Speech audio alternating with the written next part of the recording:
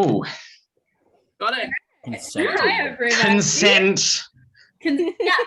Okay, but I've already begun. But is everybody okay with being filmed? Yes. Any Yeah. publicity is good I need a publicity. thumbs up. Great. Consent. Verbal consent. Okay, well, welcome to Business Productions' first ever live, unauthorized, unscripted read-through of a classic film. And today, Sabina, what are we doing?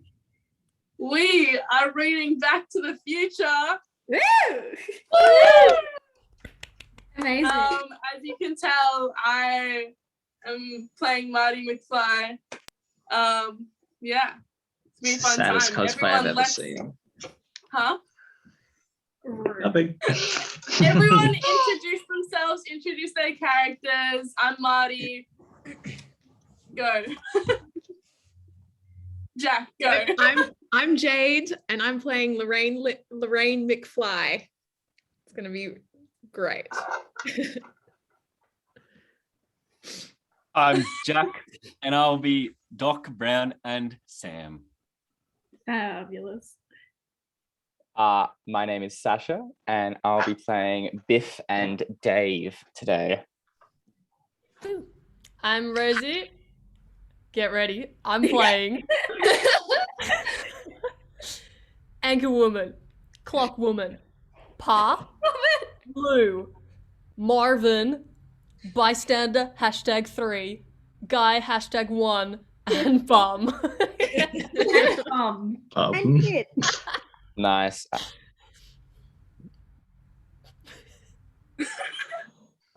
I am Lauren, and I'm gonna be playing Jennifer and Goldie, I think. So there we go. Who else hasn't gone yet? Now. Oh, I'm no. Me? Yes. Go ahead. Hello, I'm Julia, and I'm playing 3D Ma Strickland. Mr. Strickland, sorry, King. Stella, another kid, Milton, bystander #2, and girl #1. Hello, my name is Natalie. Is that what I was supposed to say? And That is your and I'm playing Linda, drummer, woman, bystander #1, guy #2, skinhead, and Sherman. Amazing. And I am Imogen Huntley, and I will be reading all of the stage direction for this production. And I think we're pretty much ready to go. and the show I'm on Wes. Oh my god! And I'm.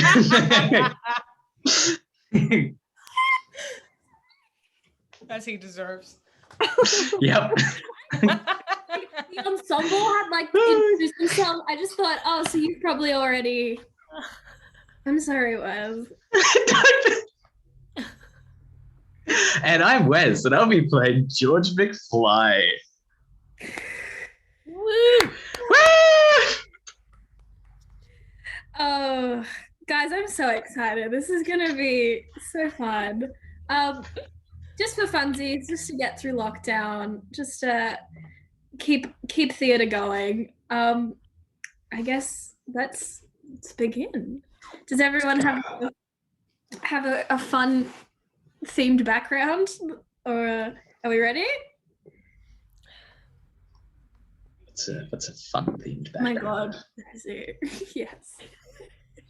Guys, I'm thinking glasses on for the reading. Does this look more You look out of like Blade Runner a little bit.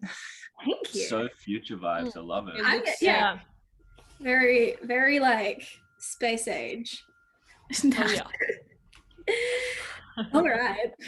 I should have warmed up. I did not get the vocals ready for this. All right, Back to the Future, written by Robert Zemeckis and Bob Gale. And I just want to let everyone know the script that we found is the 4th draft, written on October 12th in 1984. So technically, this isn't even the final cut. This is actually the last draft before the script of the movie. So there might be some things that you're like, I don't remember that. But I don't really remember the whole movie. So this is going to be fun. Okay. Oh, also, just before we begin, do we want to keep it on gallery or should I change it to speaker view? Gallery. Do it Just on get gallery? everyone's reactions in there, yeah. Funnier. Fabulous. Okay. Are we all ready?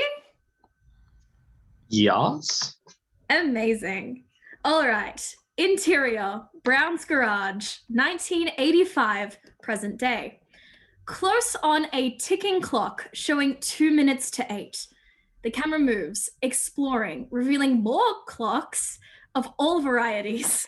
Cuckoo clocks, digital clocks, a grandfather clock, Felix the cat with moving eyes, and all of them are ticking away in dead sync. We continue exploring the garage, noting in no particular order, a jet engine, a stack of unpaid bills addressed to Dr. E. Brown, marked overdue, automotive tools, electronics parts, discarded Burger King wrappers, a video camera, an unmade army cot. We go past a clock radio. It lights up and comes on. Radio announcement. Weather for Hill Valley and vicinity for today, Friday, October 25th. Partly cloudy with a chance of drizzles. Now we come to a coffee maker with a built-in clock timer. It too turns on. Only there is no coffee pot. Boiling coffee drips onto an already wet hot plate. Another timer triggers a TV set. An AM newscast is in progress, and the anchorwoman talks against a slide. Plutonium theft with the yellow and purple radiation symbol. Officials at the Pacific Nuclear Research Facility have denied the rumor that a case of missing plutonium was in fact stolen from their storehouses 2 weeks ago. A Libyan terrorist group had claimed responsibility for the alleged theft. Officials now attribute the discrepancy to a simple clerical error. The FBI, which is still investigating the matter, have no comment. We pass a toaster attached to a timer. The 2 pieces of black toast sit on it, and as the timer clicks on, the ashen toast drops into the toaster. Again. Clearly, we are seeing a morning routine for someone who hasn't been home for a while. None of us can relate. Continued. On the floor, a timer clicks on an electric can opener with an empty can of dog food. The empty can goes around. Below it, in a dog dish labeled Einstein, is a dog food that's been sitting there for a while. Now we hear a key turning in the service door. A pair of feet in Nike tennis shoes enters. Doc? Dr. Brown? Hello, anybody home?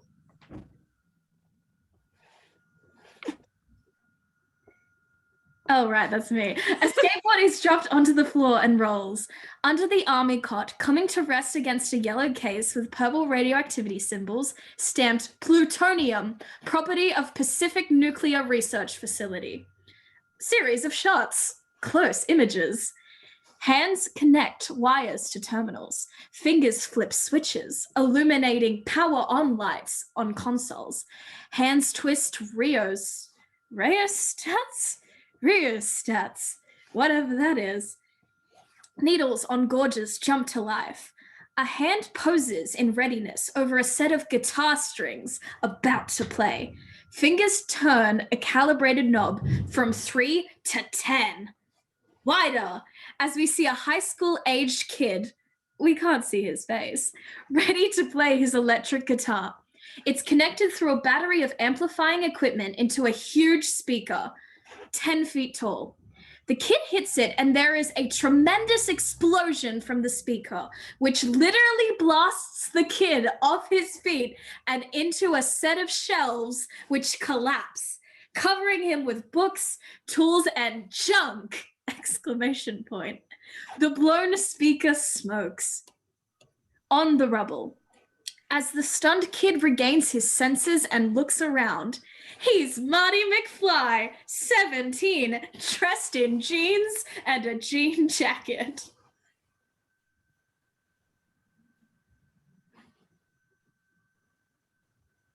Sam, that's you. You're on mute. You're on mute. Okay. Whoa. Now that's what I call music. As Marty picks himself up, a huge alarm bell on the wall clangs. Marty runs over to the phone and answers it. Yo, Marty, thank God I found you there. Doc, where have you been all week? Never mind that now. Listen, can you meet me at Twin Pines Mall tonight at 1:15? 1:15 in the morning? Right. I've made a major breakthrough and I'll need your assistance. Okay, Doc, but what's going on? I'll give you all the details at the appropriate time. Don't forget now, tomorrow morning, 1:15 a.m. Yeah. Doc, about your amplifier. Oh, that's right. Whatever you do, don't use the amp. There's a slight possibility of overload. I was just thinking that. Suddenly, all of the clocks strike 8 at once. Chimes, cuckoos, and digital beeps all toll in a bizarre cacophony. Are those my clocks I hear? Yeah, it's 8 o'clock. Perfect. My experiment worked. They're all exactly 25 minutes slow. 25 minutes slow. Doc, are you telling me it's almost 8:30? Precisely. Damn, I'm late for school. Marty hangs up. He puts his Walkman headphones on, grabs his backpack, and reaches down to retrieve his skateboard. Once again, we see the plutonium case, but Marty doesn't. Exterior, Brown's garage, present day. The door opens. Marty throws his skateboard down and hops on. He hits play on the Walkman, and hot rock music kicks in as main titles begin. Marty skateboards past the garage, an architectural gem that has seen far better days, and past a Burger King. I wonder who this movie was sponsored by. A truck is pulling out. Marty grabs the back of it and hitches a tow down the street. Exterior, another street. I also just realized when it says day, it doesn't mean present day. It means it's daytime. So daytime, it's still daytime. Marty is towed down another street on his way toward Town Square and school. As the truck he's on continues forward, Marty lets go and turns down an intersecting street.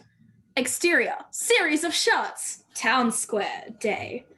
Titles continue as Marty skateboards through a town square that has seen better days. He will particularly note the Essex Adult Movie Theatre, featuring... Say it.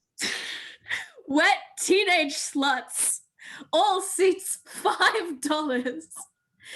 Oh God, this was written in the 80s.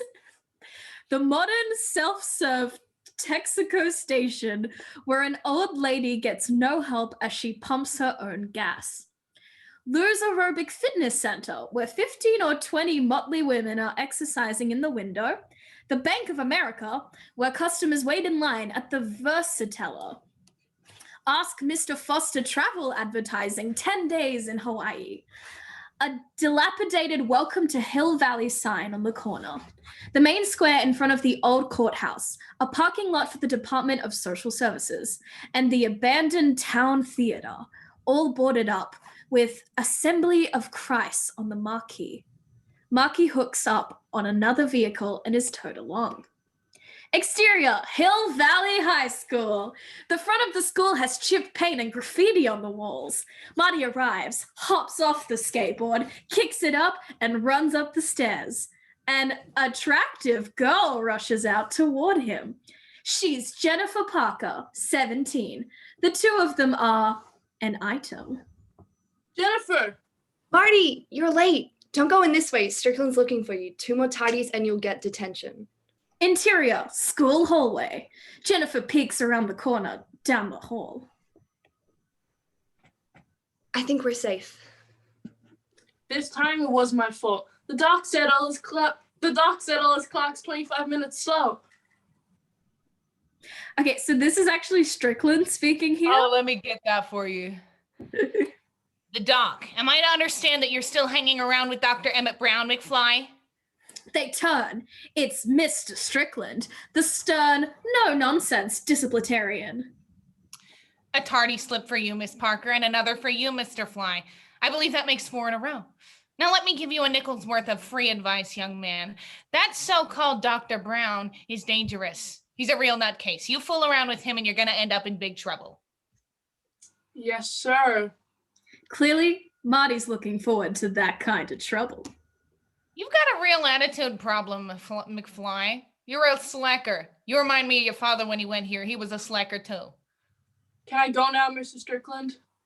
I notice you're on the roster for dance auditions after school. Why even bother, McFly? You don't have a chance. You're too much like your old man. No McFly ever amounted to anything in the history of Hill Valley.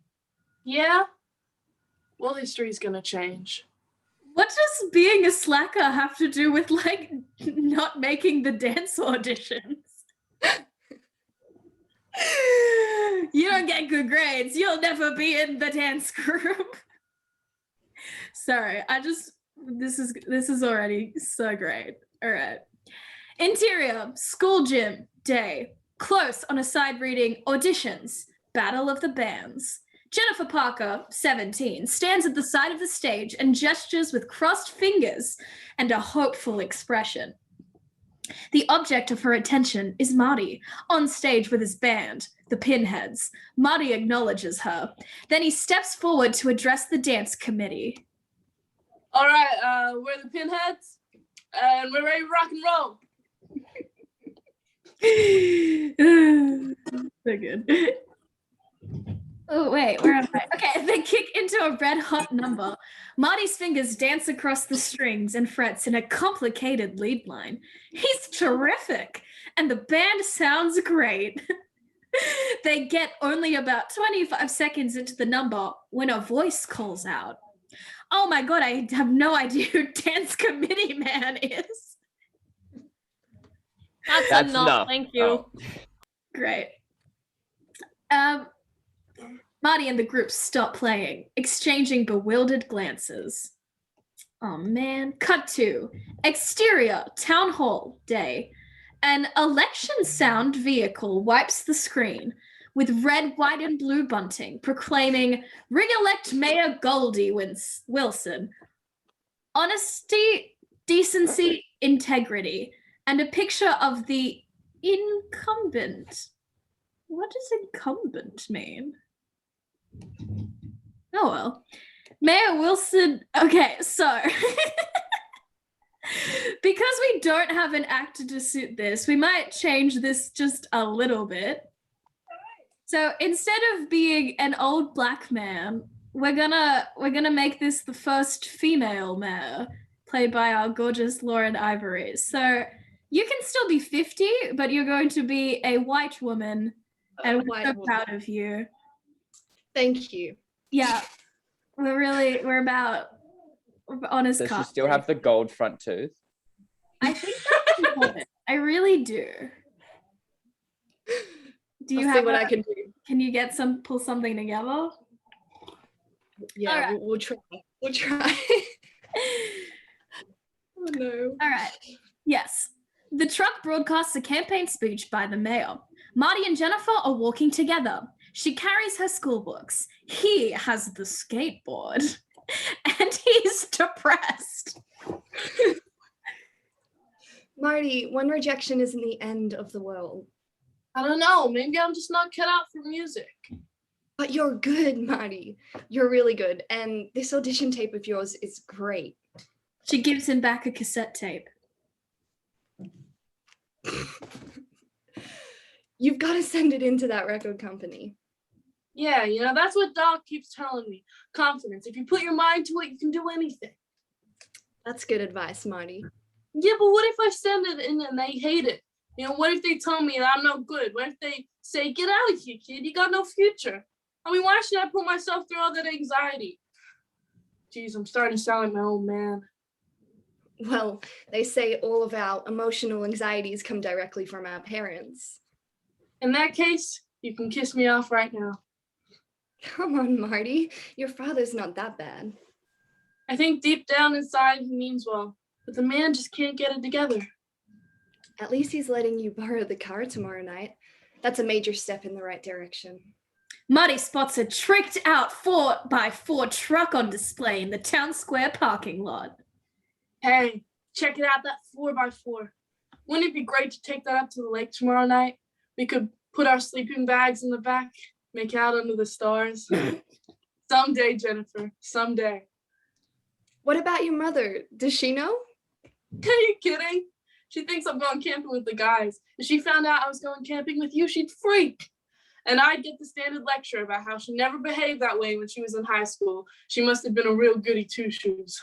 They pause across from the former courthouse building. She's just trying to keep you respectable. Well, she's not doing a very good job, is she? They move closer. Terrible. They're about to kiss. Save the clock tower. Marty and Jennifer turn. Now I'm American. A middle-aged church group type woman has a donation can and an armful of printed flyers. Mayor Wilson is sponsoring an initiative to repair the clock tower. He points to the stopped clock on an old courthouse building. 30 years ago, lightning struck that clock tower, and the clock hasn't run since. We at Hill Valley Preservation Society believe it should be preserved exactly the way it is, as part of our heritage and history. All right, lady, here's a quarter. Marty drops a quarter into her can and turns toward Jennifer again. But before he can move closer, the clock woman strikes a flyer in front of his face. Don't forget to take a flyer. It tells the whole story of how the clock tower started. Marty grabs the flyer out of her hand. Thank you. She moves along to bother someone else.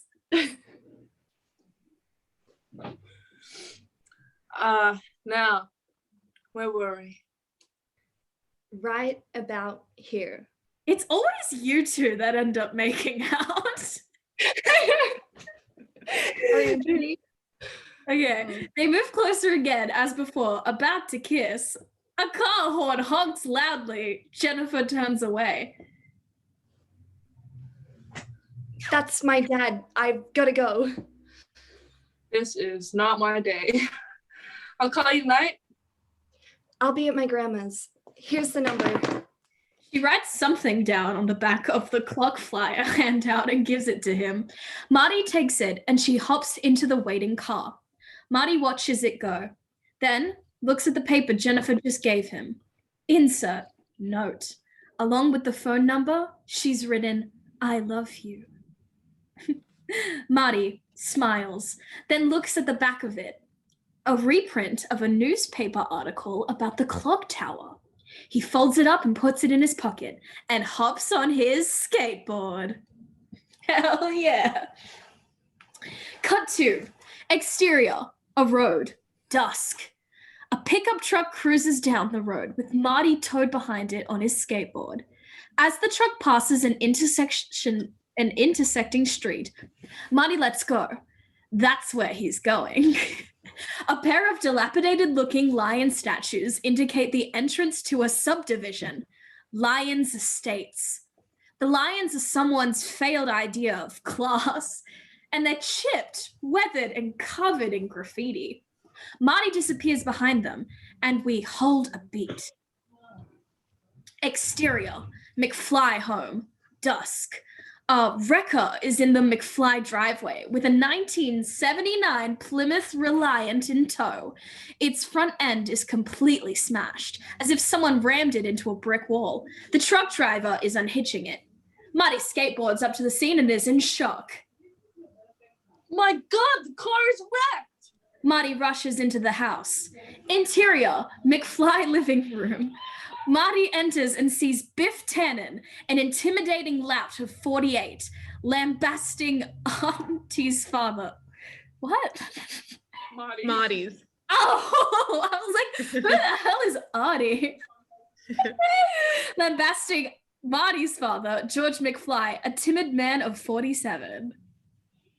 Can't believe you did this, McFly, you Irish bug. I can't believe you loaned me your car without telling me you had a blind spot.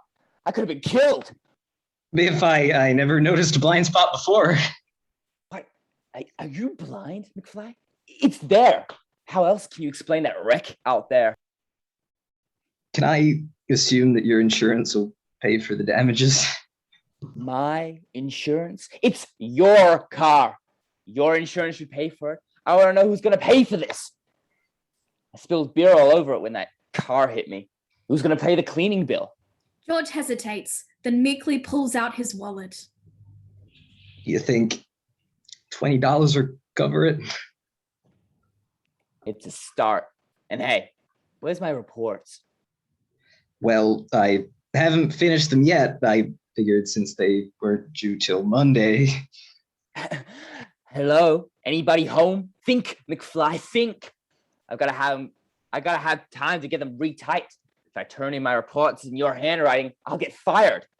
Okay, I'll finish them tonight and run them over first thing in the morning. Not too early. I sleep on a Saturday. Oh, hey, McFly, your shoe's untied. Huh?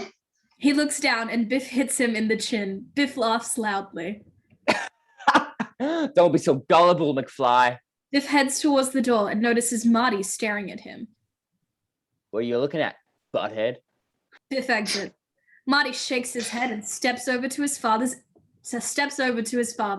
outraged. He's about to say something, but George raises his hands and cuts him off. I know what you're gonna say, son, and you're right. You're right. But he happens to be my supervisor, and I'm afraid I'm just not very good at confrontation. But Dad, he wrecked your car. He totaled it. I was counting on using it tomorrow night. Do you have any idea how important this was to me, Dad? Do you have any idea at all? I know, son, and all I can say is I'm sorry. Dad, did it ever occur to you to just say no? To just once try saying no? Son, I know it's hard for you to understand, but the fact is I'm just not a fighter. Try once, Dad. Just one time. Say no. N-O, no. Now there's a rap on the door. What? Now there's a rap on the screen door as Howard, the pot-bellied next-door neighbor, steps in with his daughter, 11, wearing a Little League uniform. Did I give anyone Howard? Did I miss this as well? Okay, who wants to be Howard? Jake? I'll be Go ahead. Hey, McFly, my kid's selling peanut brittle for a team. It's $5 a box. I'm putting you down for a case, okay, McFly? Marty shakes his head. George hesitates, gulps. Well, okay. See, Michelle, I told you we'd only have to go to one house. Marty shakes his head hopelessly. Interior. At the McFly dinner table. Night. The McFly family is dining on meatloaf, Kraft macaroni and cheese, Bird's Eye mixed vegetables, and French's instant mashed potatoes. Marty's mother, Lorraine, 47, was once very attractive. Now she's overweight, in a rut, a victim of suburban stagnation. She has more food on her plate than anyone else, and a glass of vodka. Just straight vodka? Lorraine's a riot. I chose not to brand the vodka. Right. George has papers in front of him instead of food. He's doing the work Biff gave him. He's also glancing at the TV, which is tuned to a Honeymooners rerun. Sister Linda, 19, is cute, but wears too much eye makeup. Brother Dave, 20. Do you reckon that's supposed to say 22? I think it's 2. 22, yeah. I thought it was like a little 7. Yeah. Okay. Dave, 22, wears a McDonald's uniform and is wolfing down his food. Leave me, son. You're better off not having the aggravation of dealing with that YMCA dance. You'd have to worry about getting all your equipment there, making contingency plans in case someone got sick or something, making sure you got paid correctly, settling down with the musicians union. And what if you were so good the other people wanted to hire you? You'd have to worry about scheduling your job around school. Believe me, son, you're better off without those headaches. Yeah, he's right, Marty. If there's one thing you don't need, it's headaches. Also, just to clarify, Sasha's being Dave right now. Biff's I'm not also Dave. Yeah, here. Biff is not here. It's Dave. I'm Dave. Thank you. Marty nods. I'll- What? I'll try and do another voice instead of just. No, it's okay. I was like, why is Biff here? Oh. Marty nods unenthusiastically. Lorraine brings in a cake which says, "Welcome home, Uncle Joey," with a blackbird flying out of a barred prison window. Kids, I guess we're gonna have to eat this cake by ourselves. Your Uncle Joey didn't make parole again. I think it would be nice if you all dropped him a line. Uncle Jailbird Joey? He's your brother, Mom. Yeah, I think it's a major embarrassment having an uncle in prison. We all make mistakes in life, children. Checks his watch. Damn, I'm late. He wipes his mouth and hurries off. Please watch your language, David. Jennifer Parker called. Wants you to call her back. I don't like her, Marty. Any girl who calls up a boy is looking for trouble. Pass the mashed potato, please. Marty passes them and Lorraine takes a big helping. Oh, mother, there's nothing wrong with calling a boy. Well, I think it's terrible. Girls chasing boys? I never chased a boy when I was your age. I never called a boy or asked a boy on a date or sat in a parked car with a boy, because when you behave like that, boys won't respect you, Linda. They'll think you're cheap. Linda rolls her eyes. She's heard this a million times. Then how are you ever supposed to meet anybody? It'll just happen, like the way I met your father. But that was so stupid. Grandpa hit him with his car. It was meant to be. I still don't understand what Dad was doing in the middle of the street. What was it, George? Bird watching? Oh, did you say something, Lorraine? Anyway, Grandpa hit him with the car and brought him into the house. He seemed so helpless, like a little lost puppy, and my heart just went out to him. Yeah, Mom, you've told us a million times. Florence Nightingale to the rescue. The next weekend we went on our first date, the Enchantment Under the Sea school dance. I'll never forget it. It was the night of that terrible thunderstorm. Remember, George? What's that, dear? Your father kissed me for the very first time on that dance floor, and that was when I realized I was going to spend the rest of my life with him. Marty and Linda exchange a look and shake their heads. I can't believe Dad actually got up enough nerves. I can't believe Dad actually got up enough nerve to kiss you in public. Well, I may have encouraged him a little. I'll bet you had to practically jump on his bones. Marty gets up, finished eating, and exits. Lorraine looks at George, then smiles demurely to herself. Thinking back on it, I did. Cut to interior, Marty's bedroom, night. Marty's walls are covered with posters of rock stars and cars, particularly Toyota 4x4s. There's also a portable home synthesizer, a tape recorder, and a stack of lead sheets. Marty sits at his desk with an submission form that has a RNG Records letterhead, an envelope, and the cassette tape Jennifer Parker gave him. There's also a picture of Jennifer there. He signs the form and puts it in the envelope, along with the cassette tape. He is about to seal it. Then he hesitates. and ponders a moment. He stares at the envelope. It's addressed to the RNG Records New Talent Division. He sighs, shakes his head, pulls the tape out, and chucks the envelope and the application into the trash can. Marty sighs, then kicks back on the bed and sprawls out. He closes his eyes. Cut to interior, Marty's bedroom. Clock on Marty's nightstand. It's almost 12:30. Camera pans to pick up Marty lying asleep on the bed, fully clothed. Now Marty's cordless phone beeps. Marty stirs and answers it. Hello? You didn't fall asleep, did you? No, of course not. Uh-huh. Listen, I forgot my video camera. Could you stop by my place and pick it up on your way to the mall? No problem, Doc. Marty hangs up. He looks at the clock, then shoves pillows under his covers to make it look like he's asleep. He takes his Walkman, his orange down vest, his skateboard, and opens the bedroom window. He climbs out. Exterior, Twin Pines Mall parking lot. Night. Camera pans from the lit entrance sign depicting 2 pine trees in a row with Twin Pines Mall in lettering below, along with a digital clock at 1:18.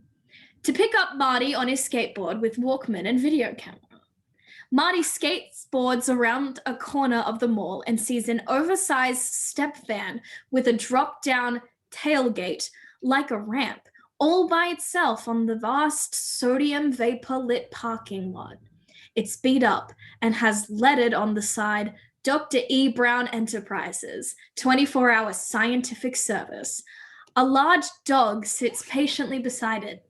The animal has a battery-operated digital clock attached to its collar. There are a few boxes, some equipment, and a suitcase nearby. Marty skateboards over to the truck and the dog. Doc? Hello? To the dog, petting him. Hey, Einstein, where's the doc? Where's the doc, boy? We hear an engine rev up.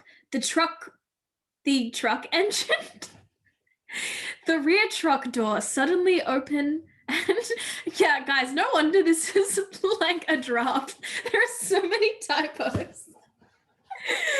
And a sleek stainless steel DeLorean drives down the drop-down gate onto the parking lot. It's been modified with coils and some wicked-looking unit on the rear engine. Marty stares at it in amazement. The DeLorean pulls up to him and stops. The gull wing driver's door opens and steps out. Dr. Emmett Brown, 65. He's clad in a white radiation suit, hood off. His hair is wild. His eyes are full of life and energy. Good evening, Marty. Welcome to the latest experiment. This is the big one, the one I've been waiting for all my life. Marty ogles the vehicle. It's a DeLorean. Well, what do you have to do with it? And what's with the Devo suit? Bear with me, Marty. All of your questions will be answered. Roll tape and we'll proceed. Marty raises the camera. Brown clears his throat and addresses the camera. Good evening. I'm Dr. Emmett Brown.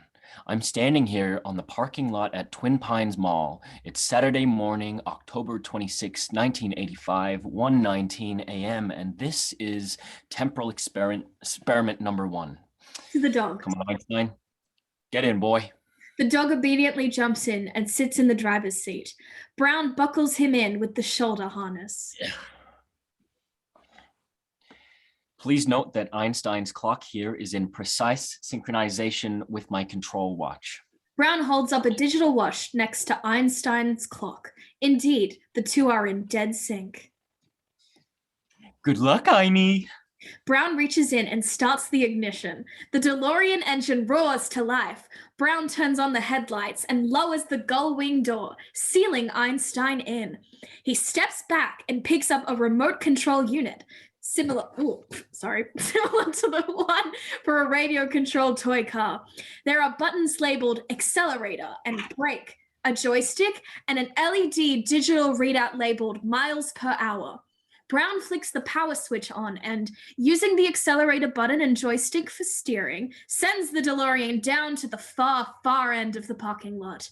He turns the car around so that it's pointing toward them. Idling? That sounds right. Here we go, Marty. If my calculations are correct, when the car hits 88 miles an hour, you're going to see some serious shit. Brown takes a deep breath, then pushes the accelerator button. The DeLorean takes off, shifting gears automatically. The LED speedometer passes 30. The stainless steel vehicle zooms faster, past 40. Marty is getting it all on tape. Brown watches intently. The speedometer climbs past 60. In the car, Einstein remains calmly in the driver's seat. Gauges and instrument lights mounted behind him begin flashing. Brown's finger holds the accelerator button down. The meter passes 75. The DeLorean keeps accelerating, approaching Marty and Brown. The coils mounted around the car begin glowing. Exterior, mall, DeLorean, night. The speedometer hits 85, 86, 87, 88. The automobile is suddenly engulfed by a blinding white glow. Then, blam! It's gone. A trail of fire left in its wake. Brown and Marty are hit by a sharp blast of air. Marty blinks in disbelief. It's as if the car never existed. Only the license plate is left behind. A vanity plate, no time. What did I tell you? 88 miles per hour. Temporal displacement occurred at exactly 1:02 a.m. and 0 seconds. Christ almighty, you disintegrated Einstein! Calm down, Marty. I didn't disintegrate anything. The molecular structure of both Einstein and the car are completely intact. Then where the hell are they? The appropriate question is, when the hell are they? You see, Einstein has just become the world's first time traveler. I sent him into the future, 1 minute into the future to be exact. And at exactly 1:03 a.m. and 0 seconds, we shall catch up to him and the time machine. Time machine? Are you trying to tell me that you built a time machine out of a DeLorean? The way I figured it, if you're going to build a time machine into a car, why not do it with some style? Besides, the stainless steel construction made the flux dispersal. 10 seconds, roll tape and brace yourself for a sudden displacement of air. Marty aims the camera right where the DeLorean disappeared. Brown grips the remote control unit tightly and counts down. 5, 4, 3, 2, 1. The hair stands up on end, charged up with static electricity. Suddenly, a sharp blast of wind comes up of nowhere, along with a deafening sonic boom, and the DeLorean reappears right where it vanished, still going 88 miles per hour. Brown hits the brake button. The car wheels lock, and the DeLorean comes to a screeching halt, smoke pouring off the body. Brown and Marty rush over to the car. Brown approaches cautiously and reaches for the door handle. He touches it and recoils in pain. Is it hot? It's cold. Damned cold. Brown raises the driver's side door. There sits Einstein, none the worse for wear. Brown again compares his watch with Einstein's. Insert watches. Einstein's reads 1:20:10. Brown's is 1:21:10. Exactly 1 minute difference and still ticking. Is Einstein all right?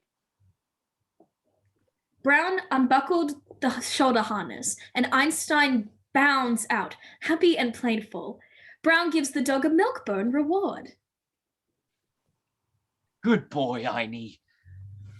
He's fine, and he's completely unaware that anything happened. As far as he's concerned, the trip was instantaneous. That's why his watch is a minute behind mine. He skipped over that minute to instantly arrive at this moment in time.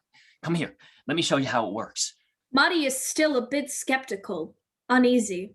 Brown waves him over like a kid who wants to show off a new toy. Marty approaches cautiously. First, you turn the time circuits on. Brown flips the labeled switch. An array of indicator lights go on inside. This reading tells you where you're going. This one tells you where you are. This one tells you where you were. The 3 readouts are respectively labeled destination time, present time, and last time departed. You input your destination time on this keypad.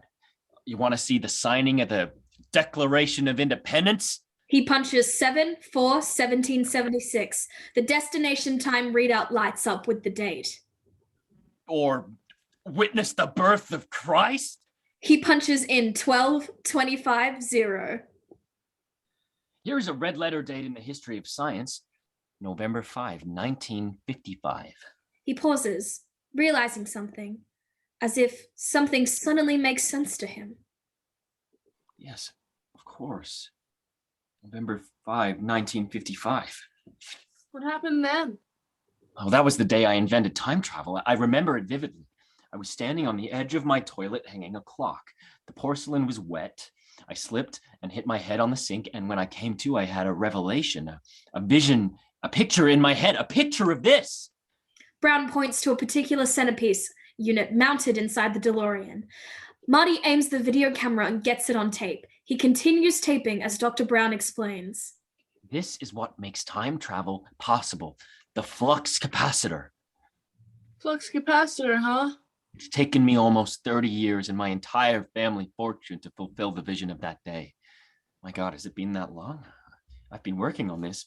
Pulls out a pocket abacus and calculates. Abacus. 29 years, 11 months, and 355 days, excluding vacations, of course. Almost 30 years. Amazing. Things have certainly changed. This all used to be farmland here, as far as the eye could see. Oh, this is heavy, Doc. And it runs like regular unleaded gasoline? Unfortunately, no. It requires something with a little more kick. Brown indicates a container with purple radioactivity symbols on it. Plutonium? You mean this sucker's nuclear? Electrical, but I need a nuclear reaction to generate the 1.21 gigawatts of electricity I need. The flux capacitor stores it, then discharges it all at once like a gigantic bolt of lightning. Hold the phone, Doc. Plutonium's illegal. Did you rip it off? Of course. From a group of Libyan nationalists, they wanted me to build them a bomb. I took their plutonium and in turn gave them a shiny bomb casing full of used pinball machine parts. Let's get Einstein in the truck. We must prepare to reload. Close on the plutonium container, as Brown's gloved hands remove a 4-inch cylinder with plutonium rod within. It's surrounded by water. Wider. Marty is now dressed in a yellow radiation suit. Both he and Brown have their hoods up. The DeLorean has been moved close to the truck. Marty videotapes as Brown steps over to the rear of the DeLorean and places the plutonium cylinder into the loading hopper. The plutonium rods drop down into the reactor, which then seals shut. It's safe now.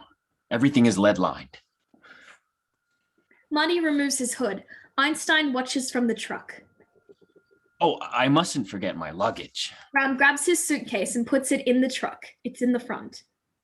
Who knows if they'll have cotton underwear in the future? I'm allergic to all synthetics. Brown slams the trunk shut. The future? Is that where you're going? That's right. 25 years into the future. I've always dreamed of seeing the future, looking beyond my years, observing the progress of mankind. And I'll also be able to find out who wins the next 25 World Series. Well, be sure to look me up when you get there, and I'll fill you in on what's been happening. Indeed, I will. I, Dr. Emmett Brown, am about to embark on a historic journey. Suddenly, Einstein starts barking at something. What is it, Einie? Brown turns and reacts with horror to an approaching pair of headlights. It's an ominous van. Oh no, they found me. I don't know how, but they found me. Who? The Libyans I ripped off. The van's side door slides open, and a swarthy character who resembles Yes, sir. Arafat leans out with an AK-47 sub. Fuck, this was written in the 80s. Jesus Christ. With an AK-47 submachine gun, he opens fire. Run for it, Marty! I'll draw that cover! Brown runs into his truck, rummages around, and comes out with a 40-pound revolver. He tries to fire at the van, but the gun won't work. He then breaks for the mall, a good 500 yards away. Einstein watches from Brown's truck. The terrorist van screeches around sharply and gives chase. The terrorist fires a machine gun blast. Stop! No, wait! But Brown keeps running, and the van closes the distance. No way can Brown outrun it to the mall. The terrorist gunner screams a Libyan curse, then fires a burst at Brown. The bullets rip into Brown's chest, and the scientist goes down. Marty stands frozen in horror, video camera still in hand. Doc! Oh my God! You bastards! As if hearing Marty, the van makes a U-turn. It's coming for Marty. Marty looks around. He's out in the open and has only one chance. The DeLorean.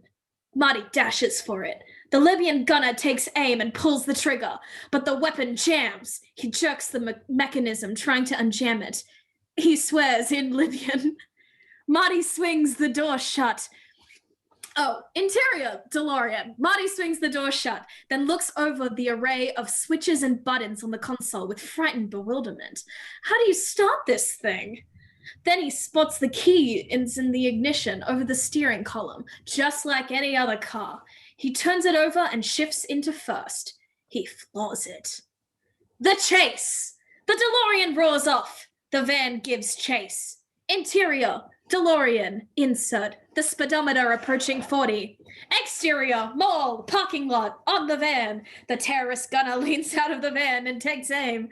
Interior, moving DeLorean. Marty looks into the side view mirror. Marty's POV through side view mirror of the Libyan gunner taking aim. Interior, DeLorean, insert, the speedometer climbs past 50. Exterior, mall parking lot, the moving van, the gunner fires. Exterior, mall parking lot, the moving DeLorean. Bullets rip into the parking lot just behind the speeding DeLorean. Marty has the pedal to the metal. The speedometer hits 75. Marty again checks the side view mirror. Marty's POV through side view mirror. The van is still keeping up. Interior, moving DeLorean. Marty reacts. Let's see if you bastards can do 90. Exterior, mall parking lot. The DeLorean continues accelerating. The van continues pursuit, but begins to lose ground. Interior, moving DeLorean. Insert, the speedometer passes 85 on Marty. Gauges and indicators light up behind Marty's head, just as they did before Einstein traveled through time. The flux capacitor is about to kick in. The speedometer climbs. 86, 87, 88. Interior, moving DeLorean behind Marty through the windshield. The mall parking lot is suddenly changed into an open field with a scarecrow in the middle of it.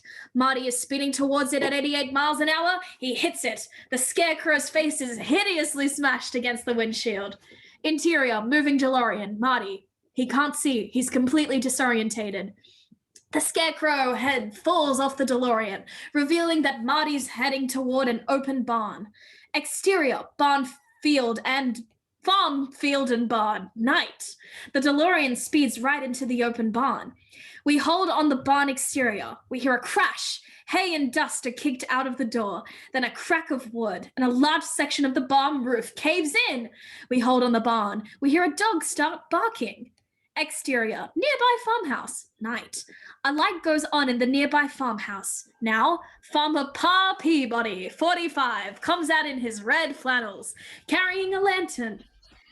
Behind him is his wife, Ma, their buxom 14-year-old daughter, and lively 11-year-old son, Sherman.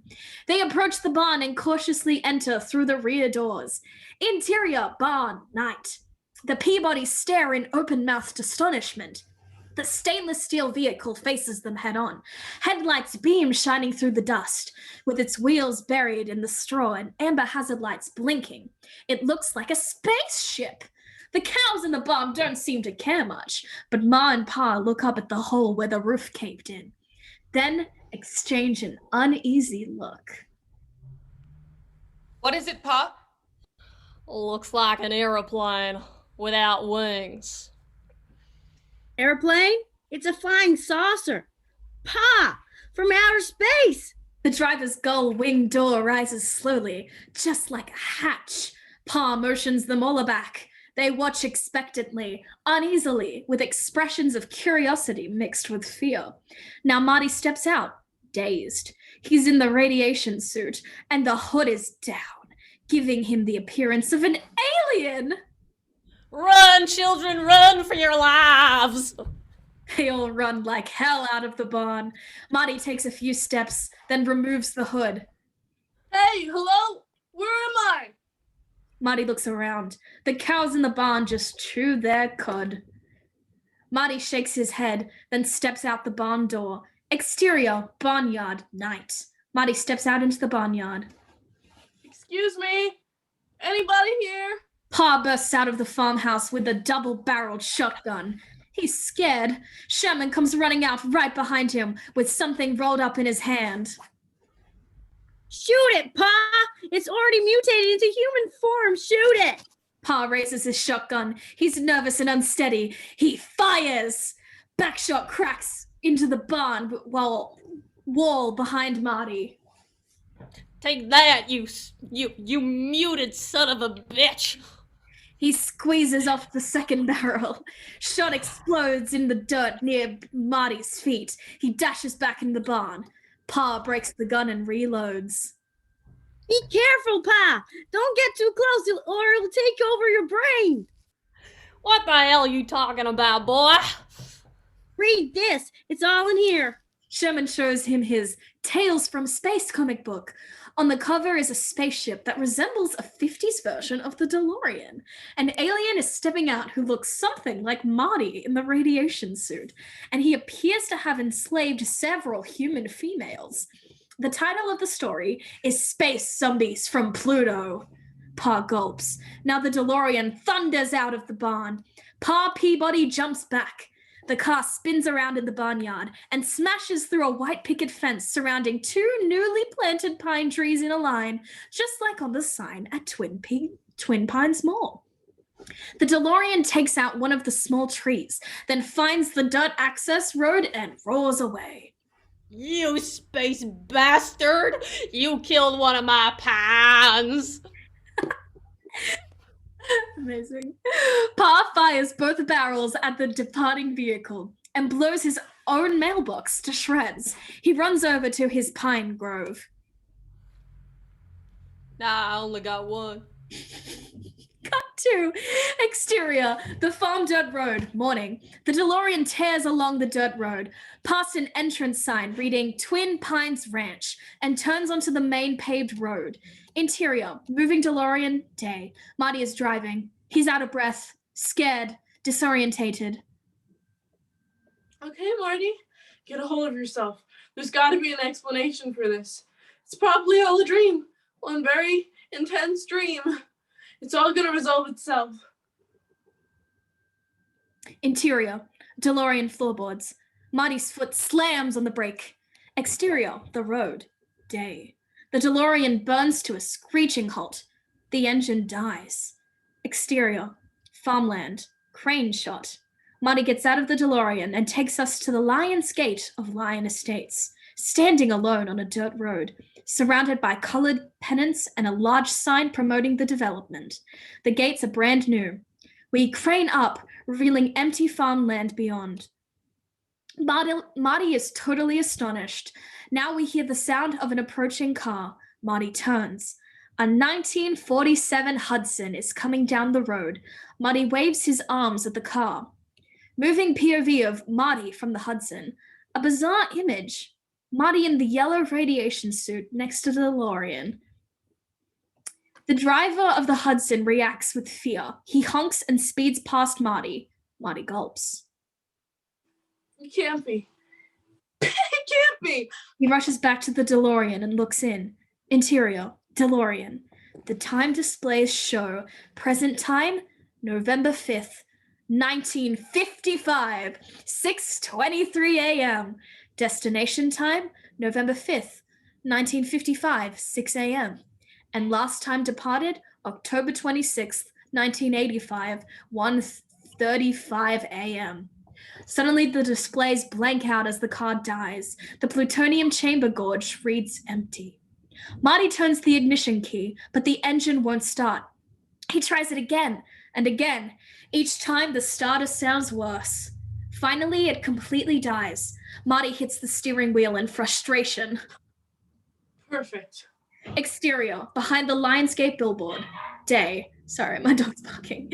Marty, in his regular street clothes, pushes the DeLorean behind the billboard, hiding it from the view of the main road. Marty takes a deep breath in, then walks around the sign and down the main road. Up ahead is a mileage marker that says Hill Valley 2. Cut to exterior, Hill Valley Town Square. Day. Marty arrives in Hill Valley Town Square, 1955. It's vibrant, bustling, alive. Marty is amazed at what he sees. He walks across the street, staring at the town square. He notices the movie theater is now playing Cattle Queen of Montana, starring Barbara Stanwyck and Ronald Reagan. A record store with Patti Page and Eddie Gorm albums on display. Marty walks toward the center of town square and reacts to the clock chiming 8:30. He moves along, pausing to stare at the Studebaker dealership. As he reaches the corner, he sees the travel agency promoting vacations in Cuba and the realty office advertising bomb shelters. Now he looks up and reacts to a political sound truck heading around the corner, promoting Red Thomas for mayor. Marty shakes his head, then spots a discharged newspaper in the trash. He picks it up and looks at the date. Insert newspaper. The date is Saturday, November 5th, 1955. Marty now spots a woman walking toward him. Excuse me, ma'am. Could you pinch me? I'm not sure who. Did I give someone woman? Me. It's okay, sorry. You're good. I beg your pardon? Pinch me. Pinch me. The woman slaps Marty across the face and walks off in a huff. Oh, that's definitely not a dream. Thanks a lot. Now he notices something across the street. Marty's POV of the public telephone sign in Lou's Cafe. Marty has an idea. He runs across the street into the cafe. Interior, cafe, day. A typical cafe soda fountain of the period. 2 or 3 customers are at the counter. Marty stares at the signs. Coffee, 5 cents. Ice cream, 10 cents. A calendar displays the date, November 5th, 1955. Lou, the counterman, spots Marty in his orange down vest. What you do, kid? Jump ship? Huh? What's with the life preserver? I just want to use the phone. In the back. Lou points it out, a phone booth. Marty goes into the phone booth and flips through the directory. Insert directory. Marty's finger comes to rest at Brown Emmett L. in quotations, scientist. 1640 Riverside Drive, Klondike 54385. Marty smiles, just what he was hoping for. Thank God you're still around. Marty puts in a dime and dials the number. It rings and rings and rings. No answer. He hangs up. Not my day. He rips the page out and shoves it in his pocket. Interior, cafe. Marty saunters out of the phone booth and takes a seat at the counter. A nerdy-looking kid is seated nearby, sipping a soda and reading a comic book. Marty looks at Lou, indicating the address on the phone book page. Can you tell me where 1640 Riverside? You gonna order some, Drive? kid? Sure, give me a tab. I can't give you a tab unless you order something. Let me have a Pepsi free. Kid, if you want a Pepsi, you gotta pay for it. Well then, just give me something to drink that doesn't have sugar in it. Lou gives him a look, then puts a cup of coffee in front of him. Marty looks at the bowl of sugar cubes in front of him. Have you got any sweet and low? Sweet and what? Say, kid, you better pay for this right now. Okay. Marty puts down a nickel. Marty raises his coffee cup, and just as he's about to take a sip... So, I'm pretty sure... That's Biff. That's Biff, yeah. Hey, McFly. Huh? He spins around on his stool. The voice came from a punk, 17. Behind him are 3 other punks. The lead punk is coming right toward Marty. No, he's stepping over to the nerdy kid next to him. Hi, Biff. How's it going? Yes, the punk is Biff Tannen, age 17, and the nerdy kid is George McFly, also 17. Biff's boys buy cigarettes at the counter. They are Match, perpetually chewing on wooden matchstick. Skinhead, who has a crew cut just this side of being bald, and 3D, who always wears red and green 3D glasses. Marty watches the exchange between Biff and George with utter amazement. Hi, Biff. Hi, guys. You got my homework finished, McFly, you Irish bug? Well, no, I figured since it's not due to Monday. It knocks on George's head. Hello? Anybody home? Think, McFly, think. I gotta have time to recopy it. Do you realize what would happen if I turned in my homework in your handwriting? We'd get kicked out of school. You wouldn't want that to happen, would you? Would ya? No, Biff, of course not. Notices Marty staring at him. What are you looking at, butthead? Biff, get a load of his life preserver. His dork thinks he's gonna drown. Did I give someone Match? I don't think I did. Jack, will you do it? Wait, who's got the script up? Well, it's cool. I'll say, Match. What happened? Did you get shipwrecked? And then this is 3D now. No, he's just getting ready for flood season. They all laugh. Biff turns back to George. So, how about that? My homework, McFly. Okay, Biff, I'll do it tonight and bring it over first thing tomorrow. Not too early. I sleep in on Sundays. Oh, hey, McFly, your shoe's untied. Looks down, pulls for it. Biff hits him in the chin. He laughs loudly, as do his cronies, and they leave. Marty, still in disbelief, turns to George. I don't believe it. You're George McFly. Uh-huh. Your birthday's August 18th, and your mother's name is Sylvia? Who are you? Marty doesn't know what to say. Okay, so we're gonna change this to a female busboy, I don't know, bus girl, has been sweeping up in the background and has made her way over. She looks at George. As she talks, oh wait, George talks. As he talks, we see she has a gold front tooth. It's Goldie Wilson, aged... Does anyone know what that number's supposed to be? No idea. 22. Age Ageless. 22, probably, yeah. Say, what do you let that boy push you around for? Well, he's bigger than me. Damn tall boy. Have some respect for yourself. You let people walk over you now, they'll be walking over you for the rest of your life. Look at me. You think I'm gonna spend the rest of my life in this slop house? Watch it, Goldie. No, sir. I'm gonna make something of myself. I'm going to night school. I'm gonna be somebody. That's right. She's gonna be mayor. Okay. This is an idea that's never occurred to Goldie. Mayor. That's a good idea. I could run for mayor.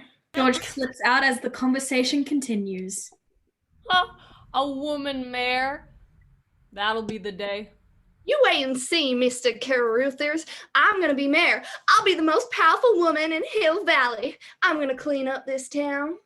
Well, start by sweeping up the floor. Mayor Goldie Wilson. I like the sound of that. Now Marty notices that George has left. He sees George bicycling past the windows. Marty runs after him. Hey, George! Wait up! I want to talk to you! Exterior, Hill Valley Town Square. Marty looks around and sees George bicycling down the street. George! Hey! George! I want to talk to you! But George doesn't hear him. He disappears around the corner. Marty runs after him. Exterior, a residential street, day. The homes evoke pleasant nostalgia, front porches and white picket fences. Marty comes from around the corner and sees George's bike parked underneath a tree. Marty looks around, then spots George up in the tree, precariously out on a branch overhanging the street, about 12 feet up. George has a pair of binoculars trained on a second-story window in the house across the street. Marty can't figure it out. He moves closer for a better view. George focuses the binoculars. George POV through the binoculars of a naked girl in the second-story bedroom window, dressing. Marty watches in disbelief as he realizes what George is doing. He's a peeping Tom! George's POV.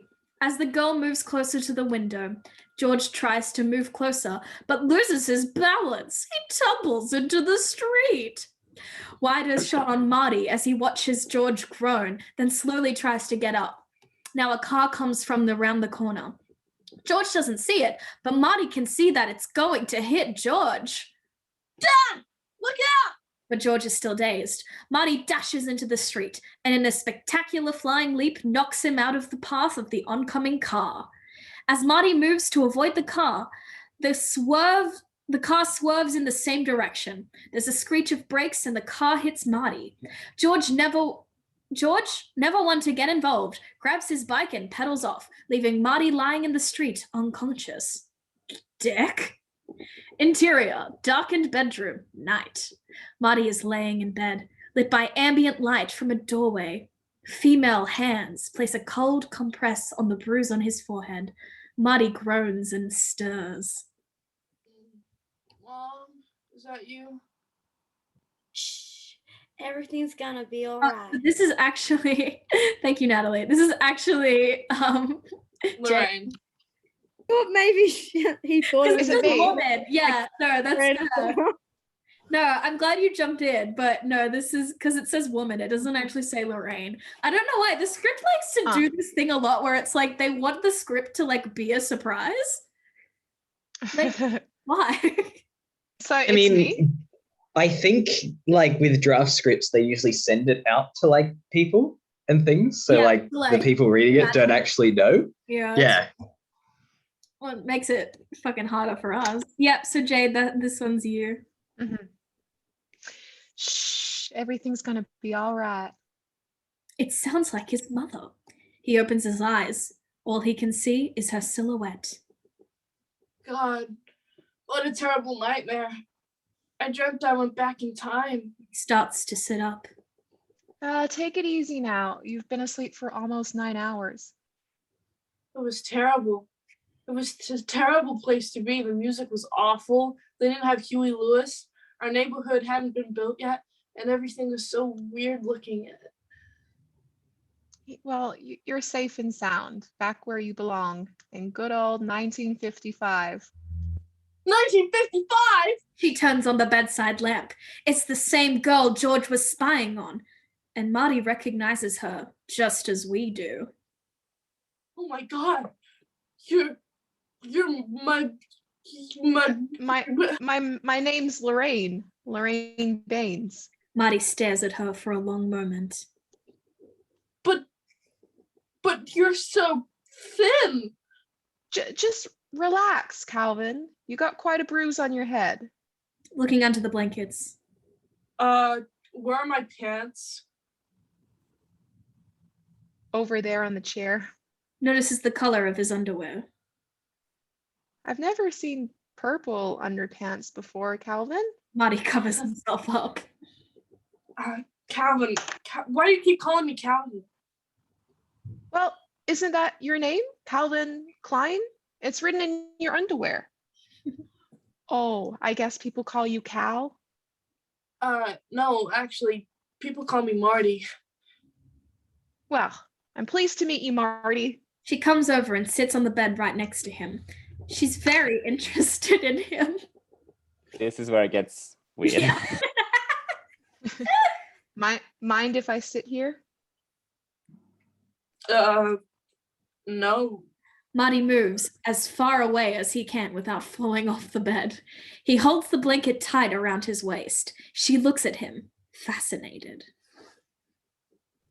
There is quite a bruise there. She gently strokes his bruised forehead and then runs her hand through his hair. Marty moves even further and falls off the bed. He covers himself with blankets. Lorraine, are you up there? We hear footsteps coming up the stairs. It's my mother. Quick, put your pants back on. She throws him his pants. Interior, Baines' house. Night. Stella Baines, 40 and pregnant, leads Marty and Lorraine downstairs. So tell me, Marty, how long have you been in port? Excuse me? I assume you're in the Navy. Isn't that why you wear the life preserver? No, actually, I'm in the Coast Guard. In the living room, Sam Baines, a gruff man of 45, is fiddling with the rabbit ears on the TV set. Sam, here's the young man you hit with your car. Thank God he'll be all right. Sam gives Marty a look. What are you doing in the middle of the street? A kid your age. Oh, don't mind him. He's just in one of his moods. Sam, quit fiddling with that thing. It's time for dinner. Sam ignores her as Stella leads Marty to the dining room, where the other kids are. Now, you've already met Lorraine. That's Milton, that's Sally, and that's Toby. Milton, 12, wears a Davy Crockett coon skin cap. Sally is 6, Toby is 4. And next to you there in the little playpen is little baby Joey. Oh, it's the prison dude. That's cute. Marty turns and looks with amazement at 11-month-old Joey rattling the bars of his playpen. So you're my Uncle Joey. Better get used to these bars, kid. Oh, yes, little Joey loves being in his pen. He actually cries when we take him out, so we leave him there all the time. It seems to make him happy. I hope you like meatloaf, Marty. Listen, I should really be going. Now, Marty, I won't take no for an answer. You sit down and have dinner with us. Sit here, Marty. Lorraine beckons him to the empty seat next to hers.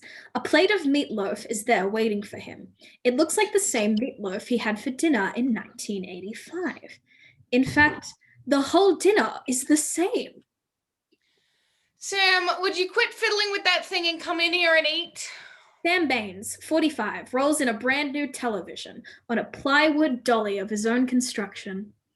Oh, look at this. It rolls. Now we can watch Jackie Gleason while we eat.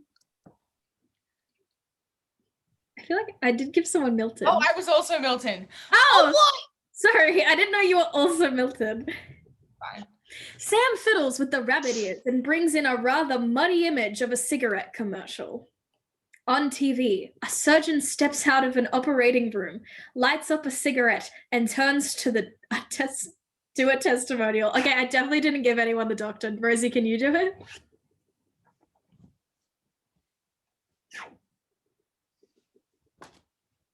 Where's Rosie?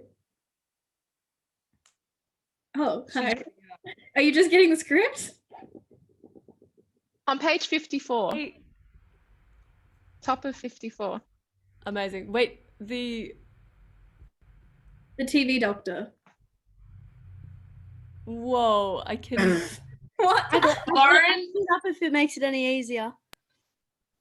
Huh? Lauren, do you have it up? I have it up if it makes it any easier. Nat, can you just do it?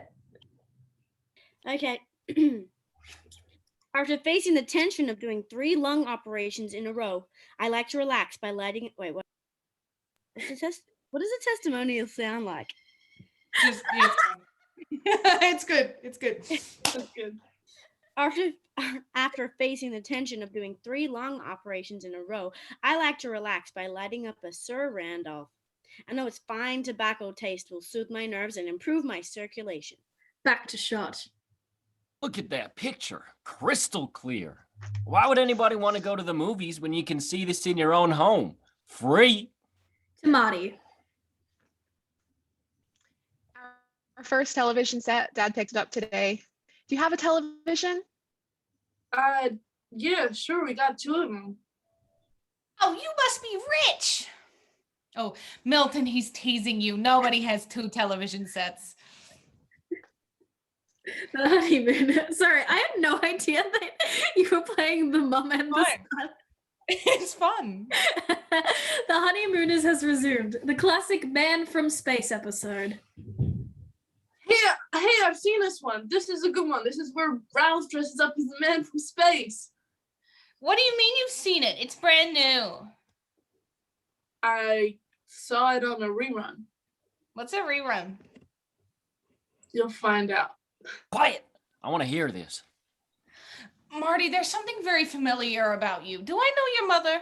Marty glances at Lorraine, then smiles weakly. Yeah, I think maybe you do. Well, I'd like to give her a call. Let her know that you're all right. Well, you can't. That is, no one's home. Yeah. Pull out the phone book page. Could you tell me where Riverside Drive is? Riverside? Sure, it's on the east end of town, a block past Maple. Block past Maple, but that's John F. Kennedy Drive. Pardon me? Well, that's John F. Kennedy Drive. Who the hell is John F. Kennedy? Realizes the problem. You don't know him. Mother, with Marty's parents out of town, don't you think you should spend the night here? After all, Dad almost killed him with the car. She gives him a flirtatious smile. Marty, Lorraine is right. You must spend the night. You're our responsibility. Gee, I don't know. And he can sleep in my room. Under the table, Lorraine puts her hand on Marty's leg. Marty immediately jumps to his feet. Actually, I really gotta be going. So thank you for everything, and I'll see you all later. Much later. He turns and hurries out the house. Lorraine sighs romantically. Very strange young man. He's an idiot. Comes from upbringing. His parents are probably idiots too. Lorraine, if you ever have a kid who acts that way, I'll disown you. That goes for all of you. Cut to exterior, Dr. Brown's house, night. The house is at 1640 Riverside Drive. It's huge, beautiful. Marty checks the address against the phone book.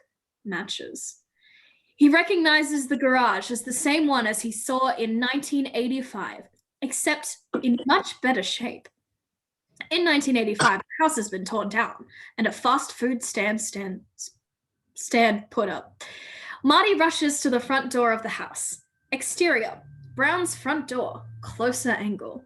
Marty rushes up and pounds on the door knocker. We hear a barking dog from within. Then, young Dr. Brown opens the door.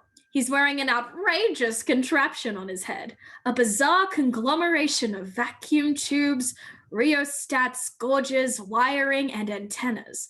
But there can be no doubt that that's the same Dr. Brown, some 30 years younger. Beside him is another dog. Marty stares at Brown's weird headgear. Brown yanks him inside. Interior, Brown's house, night. Don't say a word. Quiet, Copernicus. Down, boy. Brown attaches a suction cup to Marty's forehead, which is connected to a wire into Brown's contraption. Dr. Brown, Don't tell me anything. I'm gonna read your thoughts. Marty indulges him. Brown flips a switch on his brainwave analyzer. Tubes hum to life and sparks jump from antenna to antenna. Brown concentrates as if he's picking up brain waves. Let's see now. You've come here from a great distance. Marty nods, wondering if maybe the thing does work. Because you want me to buy a subscription to Saturday Evening Post? No. Don't tell me. Donations. You're collecting donations for the Coast Guard Youth Auxiliary. No. Are you here because you want to use the bathroom? Dr. Brown, listen. I'm from the future. I came here in a time machine you invented. And now I desperately need you to help me get back to the year 1985. Brown stares at him in utter amazement for a moment. My God. Do you know what this means? He pauses dramatically, then removes the contraption from his head. This means that this damn thing doesn't work at all. 6 months labor for nothing. Where did I go wrong? Dr. Brown, you gotta help me. You're the only one in the world who knows how your time machine works. Brown knits his brow and rubs a bandage on his forehead. Time machine? I haven't invented any time machine. You will. Look, I'll prove it to you. Pulls out his wallet, shows contents. Look, here's my driver's license. Expires 1987. See my birth date? I haven't even been born yet. Pulls out a color snapshot. Here's a picture of me, my sister, and my brother. Okay? Look at her sweatshirt. It says class of 84. Brown looks the items over. Pretty mediocre photographic fakery. They cut off your brother's head. Please, Doc, you gotta believe me. I'm telling the truth. Then tell me, future boy, who's the president of the United States in 1985? Ronald Reagan. Ronald Reagan, the actor? Marty nods. Brown rolls his eyes. And who's the vice president? Jerry Lewis? That's the most insane thing I've ever heard. Brown picks up the brainwave analyzer blueprints and rushes out the back door. A beat, then Marty runs after him. Cut to exterior, Brown's house and garage, Pasadena, night. Brown runs across the lawn towards the garage with the brainwave analyzer blueprints in hand. Marty chases after him. Brown's Packard is parked in the driveway. I suppose Jane Wyman is First Lady and Jack Benny is Secretary of the Treasury. Exterior, Brown's garage door. Night. Brown runs up to the garage door and opens it. Marty comes up behind him. Please, Doc, listen to me. Brown turns around and faces him. I've had enough of your practical jokes for one evening. Good night, future boy. Brown slams the door in his face. We hear it locked. Marty stands there for a moment, then gets an idea. He yells at the closed door. Dr. Brown, that bruise on your head, I know how you got it. It happened this morning. You fell off your toilet and you hit your head on the sink, and then you came up with the idea of the flux capacitor, which is the heart of the time machine. After a moment, we hear the door unlock. Brown opens the door, looks at Marty with the new interest, and rubs his bandaged head. Doc, how else could I know that unless I was from the future? Take me to this time machine. Cut to exterior, 1955 Lions Gates, night. Marty and Brown climb out of Doc's Packard with flashlights. Marty leads Doc toward the hidden DeLorean. There's something wrong with the starter, so I hid it back here. The abandoned DeLorean is suddenly illuminated by approaching flashlight beams. Brown gazes upon seeing the vehicle. He looks it over with amazement. Now he pulls a folded paper out of his pocket. After I fell off my toilet, I drew this. It's a sketch of the flux capacitor. Marty raises the gull wing door and points at the real thing. Brown stares. It matches his drawing perfectly. His eyes light up and he jumps and shouts with joy. Yeah! It works! It works! I finally have it. I invented something that works. Let's get this back to the laboratory. We gotta get you home. Interior, Brown's garage, night. The DeLorean is now in the garage. Marty is hooking the video camera to a TV set while Brown is examining the contents of the 1985 suitcase. So these are my personal belongings in here, huh? Pulls out a portable hairdryer. What's this thing? Hair dryer. A hair dryer? Don't they have towels in the future? Pulls out some underwear. And this underwear, it's all made of cotton. I thought for sure we'd all be wearing disposable paper garments by 1985. Pulls out a Playboy magazine. And what's this? Brown leafs through it and opens up the centerfold. Hey, suddenly the future's looking a whole lot better. Okay, Doc, take a look at this. Brown steps over and Marty rolls the videotape he shot at the mall parking lot in which Brown is explaining the operation of the time machine. Brown is amazed to see himself as an old man. Why, that's me. Look at me, I'm an old man. Say, I don't look bad for an old geezer. Thank God I've still got my hair. Baldness runs in my family, you know, but what on earth am I wearing? A radiation suit. Of course, because of all the fallout from the atomic wars. This is truly amazing. A portable television studio. No wonder your president has to be an actor. He's got to look good on television. Watch this. This is the part coming up. On TV, the part of the tape comes up about the plutonium. We see the image of the plutonium container with old Dr. Brown next to it. Plutonium? You mean the sucker's nuclear? Electrical. But I need a nuclear reaction to generate the 1.21 gigawatts of electricity I need. Angle including Marty and Brown. What did I just say? Marty rewinds it a bit and replays it. I need a nuclear reaction to generate the 1.21 gigawatts of electricity I need. Brown is shocked. 1.21 gigawatts? 1.21 gigawatts? Great Scott! Brown runs like hell out of there. Marty doesn't understand why. Doc? Hey, Doc! Exit. Exterior. Brown's garage, Pasadena night. Dr. Brown runs out of the garage and over to the house. A beat. Then Marty follows. Cut to interior, Brown's house, night. Marty makes his way into the house through the back door.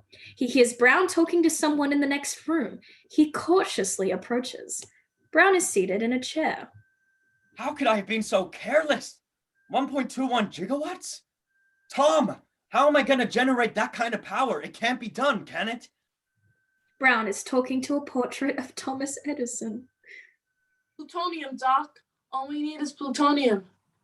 I'm sure that in 1985, plutonium is available in any corner drugstore, but in 1955, it's a little hard to come by. Marty, I'm afraid you're stuck here. But I can't be stuck here. Don't you understand, Doc? I have a life in 1985. I gotta get back. My girlfriend's waiting for me. Look, here she is. Marty pulls out his wallet and shows Brown a picture of Jennifer Parker. Say, she's not bad. Not bad. She's great. And she's crazy about me. See this? See what she wrote here? It's poetry. He has pulled out the clock tower flyer on which Jennifer wrote, "I love you." Brown looks at it. Doc, you're my only hope. I know you can figure something out. You've never let me down in the past. You mean in the future? Right. And you've always told me that if you put your mind to it, you can accomplish anything. I said that? Say, that's pretty great advice. I'm sorry, Marty, but 1.21 gigawatts is just too much power. You realize how much power that is? The only power source capable of triggering that kind of energy is the bolt of lightning. What'd you just say? A bolt of lightning. Unfortunately, you never know when or where lightning is going to strike. We do now. Marty turns over the note Jennifer wrote. It's the clock tower flyer. He shows it to Brown. Insert. Newspaper Xerox. The headline is "Clock Tower Struck by Lightning. Clock Stopped at 10:04. The date is Sunday, November 11th, 1955. Back to shot. Brown snaps his fingers. He's getting an idea. This is it. This is the answer. According to this, lightning is going to strike the clock tower at precisely 10:04 p.m. next Saturday night. If we could somehow harness this lightning, channel it into the flux capacitor, it just might work. Looking at the portrait of Ben Franklin. What do you think of that, Ben? Harness lightning? If you could do it, so can I. It's brilliant. Next Saturday night, we're sending you back to the future. Roll credits. Marty is delighted. Next Saturday night. You know, spending a week in 1955 won't be so bad. You could show me around, Doc. That's completely out of the question, Marty. You must stay in this house. You can't see anybody or talk to anybody. Anything you do could have serious repercussions on the future events. Do you understand? Sure. Marty, who else did you interact with today besides me? Well, nobody really. I just sort of bumped into my parents. Great Scott. Let me see that picture again of your brother. Brown takes Marty's wallet and looks at the picture. His expression becomes grim. What's the problem? It's happened. This proves my theory. Look at your brother. Brown shows it to him. Insert photograph. Marty's brother Dave has no head. His head's gone. Like it's been erased. Erased from existence.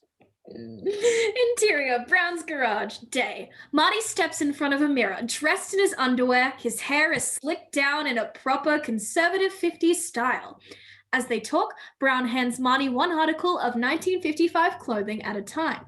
The tags are still on the clothes, and the boxes the clothes came in are scattered around. I don't know, Doc. This sounds really heavy. Weight has nothing to do with it. It's a simple genetic mathematical extrapolation. It was your father who was supposed to get hit by that car, not you. Thus, you interfered with your parents' first meeting. If they don't meet, they don't fall in love. They won't get married. If they don't get married, they don't have any kids. That's why your brother's disappearing from that photograph. He's first since he's the oldest. Your sister will follow, and unless you can repair the damage, you'll be next. But why do I gotta go to school? You're a kid. Kids got to go to school. Your parents are kids. They go to school. You interfered in your parents' relationship. Therefore, you have to go to school to fix it. Marty is now fully dressed in 1955 style clothes. He looks at himself, touches his head, and shakes his head. Well, if I'm gonna wear a disguise, at least I'm gonna look like Elvis. Marty starts combing his hair Elvis style. Elvis? What's an Elvis? You'll find out. Cut to exterior, Hill Valley High School day. Hill Valley High looks pretty much the same in 1955, but with no graffiti. There is not much activity in front. School is in session. Dr. Brown and Marty approach the school entrance. Marty is dressed in 1955 garb, with his hair slicked back. Marty notices how much cleaner the school looks. Wow, they really cleaned up this place. It looks brand new. Remember now, according to my theory, all you have to do is introduce them to each other and nature will take its course. I hope. They go inside. POV through a classroom door. Marty and Dr. Brown are watching from the hall. That's her in the second row. Ah, yes, I see the resemblance. My God, she's cheating. Their point of view of Lorraine, copying an answer from the boy sitting next to her. The school bell rings in the hall. It's passing period. Another classroom door opens and students head out for the next class. George McFly is one of them. His shirt tail is out, his hair is poorly combed, and papers are practically falling out of his 3-ring binder. Marty and Dr. Brown watch from down the hall. So which one's your father? That's him. As George walks down the hall, the students laugh at him behind his back, and some of the boys kick him in the arse. A kid named Dixon takes particularly in kicking George. George turns. He has a kick me sign hooked on his collar. Doc Brown shakes his head at this pathetic sight. Maybe you're adopted. Now a hand yanks George by the arm. Mr. Strickland! And he looks exactly the same. Marty is amazed. McFly, shape up, man. He pulls the sign off George's shirt and shows it to him. You're a slacker. Do you want to be a slacker for the rest of your life? George shakes his head unconvincingly. On Marty and Brown, Marty can't believe what he's seeing. It's Strickland. And he looks exactly the same. They watch a moment more. Looks like a match made in heaven. My mom always said it was meant to be. I sure hope she's right. Marty takes a deep breath and starts walking towards George. George, hey buddy, you're the guy just wanted to see. You remember me? I saved your life. Oh, yeah. Listen, there's somebody I want you to meet. Come here. He pulls him down the hall, around the corner, where Lorraine is at her locker with Betty and Babs. Excuse me, Lorraine. Lorraine turns and reacts with delight. Sorry. Yeah. Calvin! I mean, Marty! Lorraine, there's somebody I want you to meet. This is my good friend, George McFly. George, this is Lorraine. Hi. It's really a pleasure to meet you. Lorraine doesn't pay George the slightest bit of attention. She only has eyes for Marty. Someone wrote that down. Oh, Marty, I was so worried about you running off like that the other night with that bruise on your head. Is it all right? Yeah. The bell rings. I'm late. See you later. She hurries off down the hall with her girlfriends. They passed by Dr. Brown. Isn't he a dream? George has run off in the opposite direction. Marty stands in the middle of the hall, completely bewildered. Brown joins him. She didn't even look at him. This is more serious than I thought. Apparently, your mother is amorously infatuated with you instead of your father. Are you telling me that my mother's got the hots for me?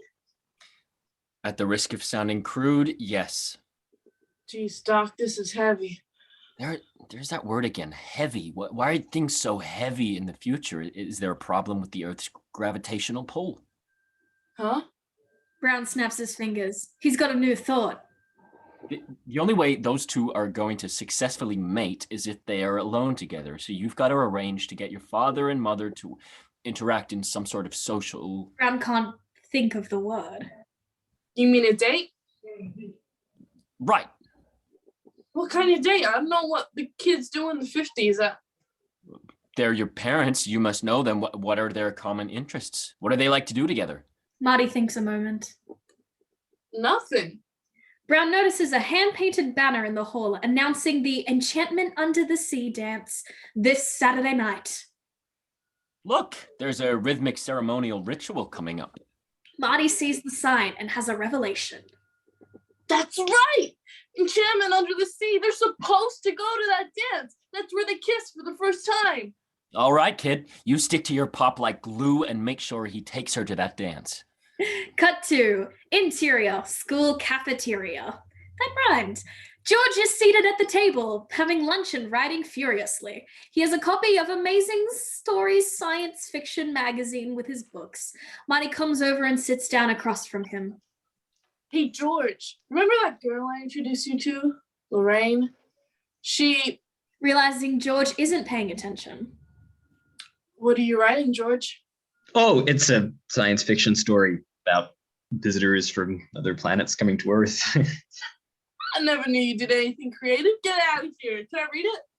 Oh, no, I never let anybody read my stories. Why not? Well, what if they didn't like him? What if they told me I was no good? Marty is having a bad case of deja vu. This must be pretty hard for you to understand, huh? No, George, it's not that hard at all. There's a light moment as Marty looks at George in a new light and sees himself. Listen, George, about Lorraine, she really likes you. And she wanted me to tell you that she'd really like you to take her to the Enchantment Under the Sea dance. Really? Yep. All you gotta do is go right over there and ask her. Marty points at where she's sitting. Now? Right here in the cafeteria? What if she says no? I couldn't take that kind of rejection. Marty is starting to get exasperated. George, I'm telling you, if you don't ask Lorraine to that dance, I'm gonna regret it for the rest of my life. Well, I've just got a feeling she'd rather go with somebody else. Who? Biff. Marty looks and reacts with horror. At another table, Biff is trying to put his hands on Lorraine. She's trying to push him away. Quit pawing me, Beth. Leave me alone. Come on, Lorraine. You want it. You know you want it. And you know you want me to give it to you. I'm so sorry. Shut your filthy mouth. I'm not that kind of girl. Maybe you are, and maybe you just don't know it yet. Get your meat hooks off me. But Biff persists. She said, get your hands off her. Biff turns to find himself facing Marty. What's it to you, butthead? You don't know what you don't know? You've been looking for? Mr. Strickland approaches behind Marty. Biff sees him and plays it cool. Since you're new here, twerp, I'm cutting you a break today. So why don't you go make like a tree and get out of here? Biff walks off. Lorraine looks at Marty and sighs with infatuation. Oh, Marty, that was wonderful. Thank you. Strickland puts his hand on Marty's shoulder. Young man, let me give you a nickel's worth of free advice. Don't slack off in my school. Cut to exterior, Street and McFly House, 1955, day. Marty is walking along the tree-lined street with George on his way home from school. George, I'm telling you, if you don't take Lorraine to that dance, I'm gonna regret it for the rest of my life.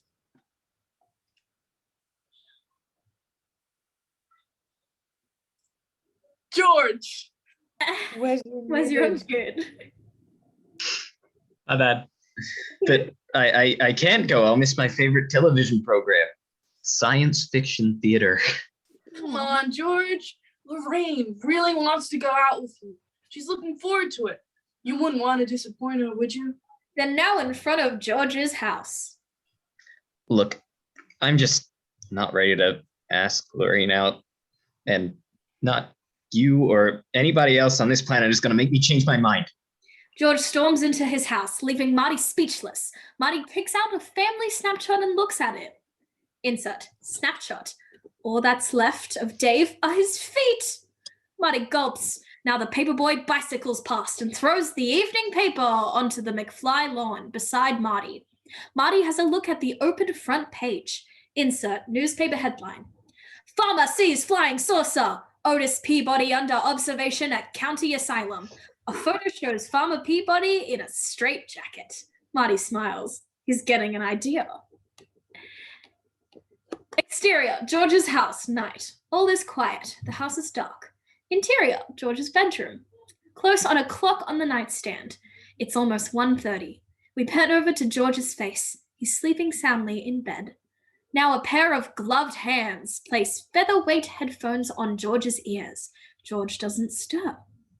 The same hands now insert a cassette tape labeled Edward Van Halen into a Walkman. A finger dials the volume lever to 10, then presses play. George awakens screaming. He opens his eyes and reacts in further terror. He sees a frightening yellow monster. Marty, in full radiation suit, at the foot of his bed. Wider. Marty turns off the music. When he talks, his voice is distorted through the mouth filter in the hood. An open window indicates how Marty got in. Silence, Earthling! Who are you? Imitating My Darth name Vader. is Darth Vader. I'm an extraterrestrial from the planet Vulcan.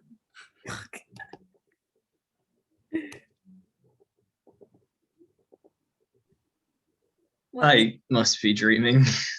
This is no dream. You are having a close encounter of the third kind. You have reached the outer limits of the Twilight Zone. Mom! Dad! George throws off the covers, but Marty pulls the portable hairdryer from Brown's suitcase out of his belt like a gun. He fires a blast of heat at George.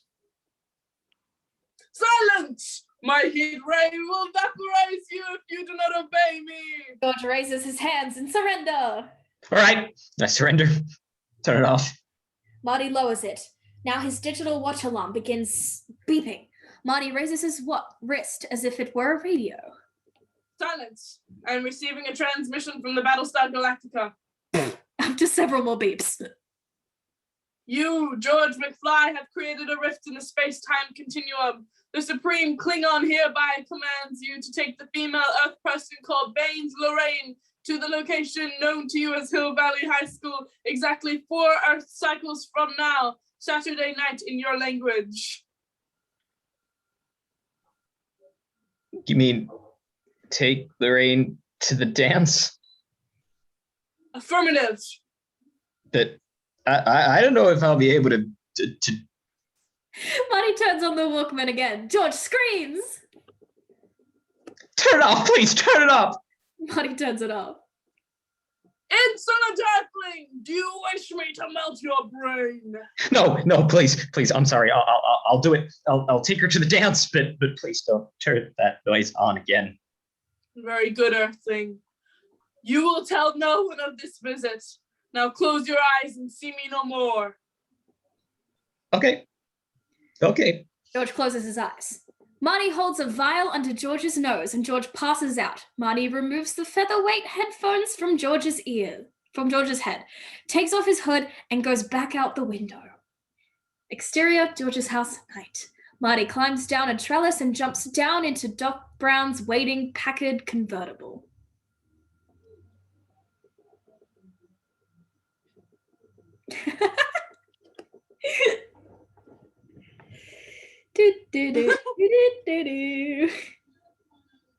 Oh my god, I've just been noticing, Julia, you like commenting on the side.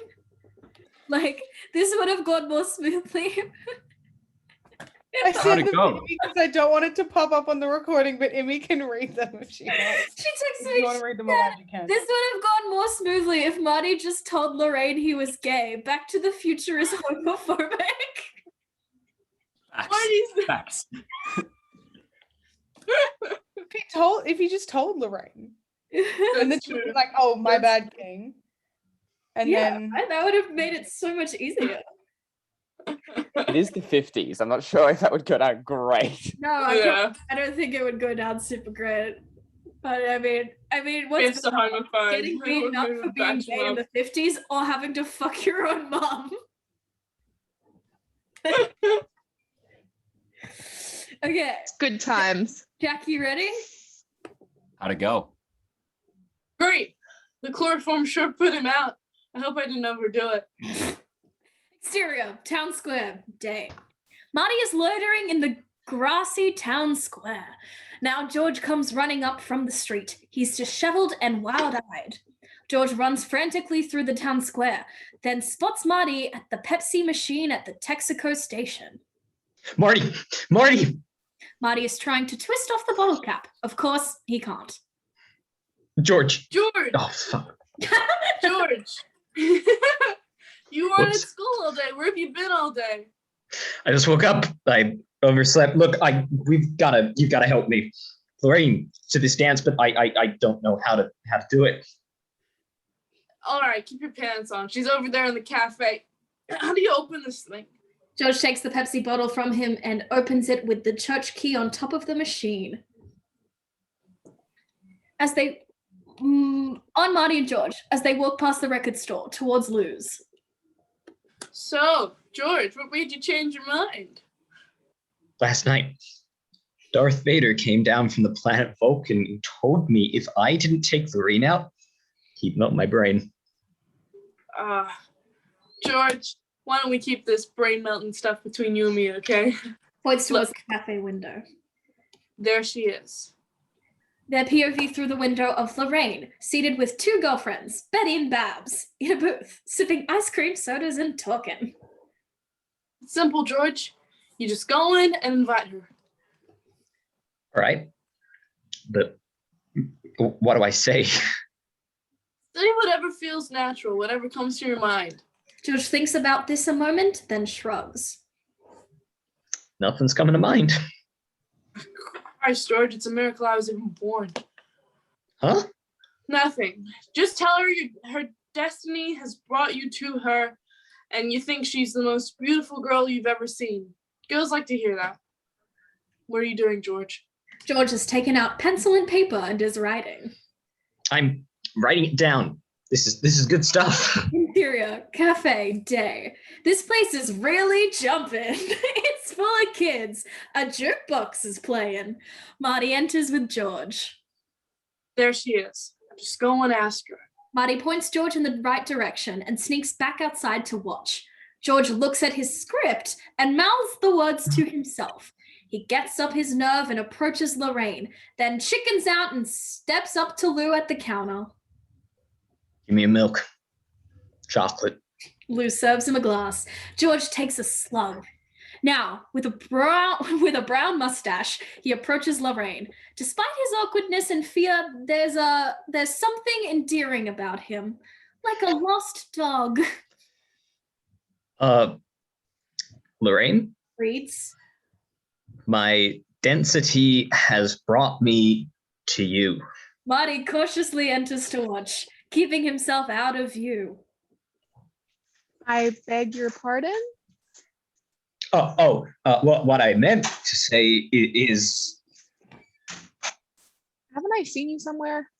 yes, I'm George McFly. I am your density. Destiny. Lorraine giggles with girlfriends. You hear the sound of the door being thrown open, and a familiar voice calls to George. McFly.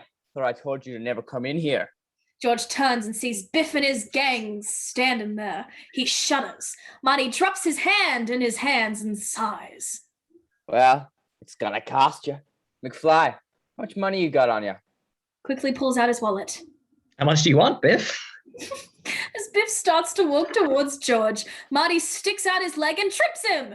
Everyone in the milk shop laughs, but Biff doesn't think it's very funny. Now Biff sees who tripped him. You.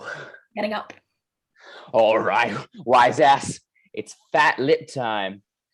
Marty jumps off his stool, ready for action. Biff throws a punch while Marty easily avoids. Then Marty delivers a left jab to Biff's gut and slams a right in his face, sending Biff reeling backward into a table.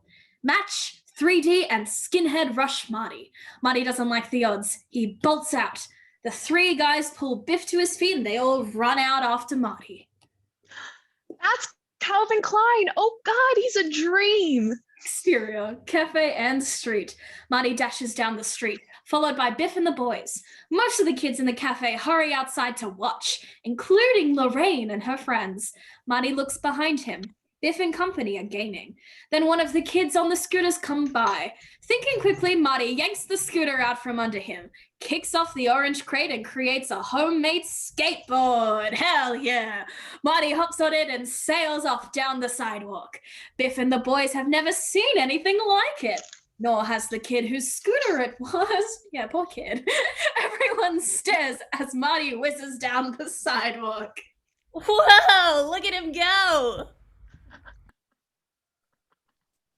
Who's another? What is that thing?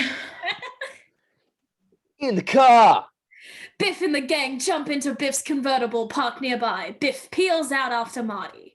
Further down the street, Marty looks over his shoulder and sees the convertible closing in. He cuts a sharp turn into the street, crossing right in front of Biff's car, and heads back in the opposite direction.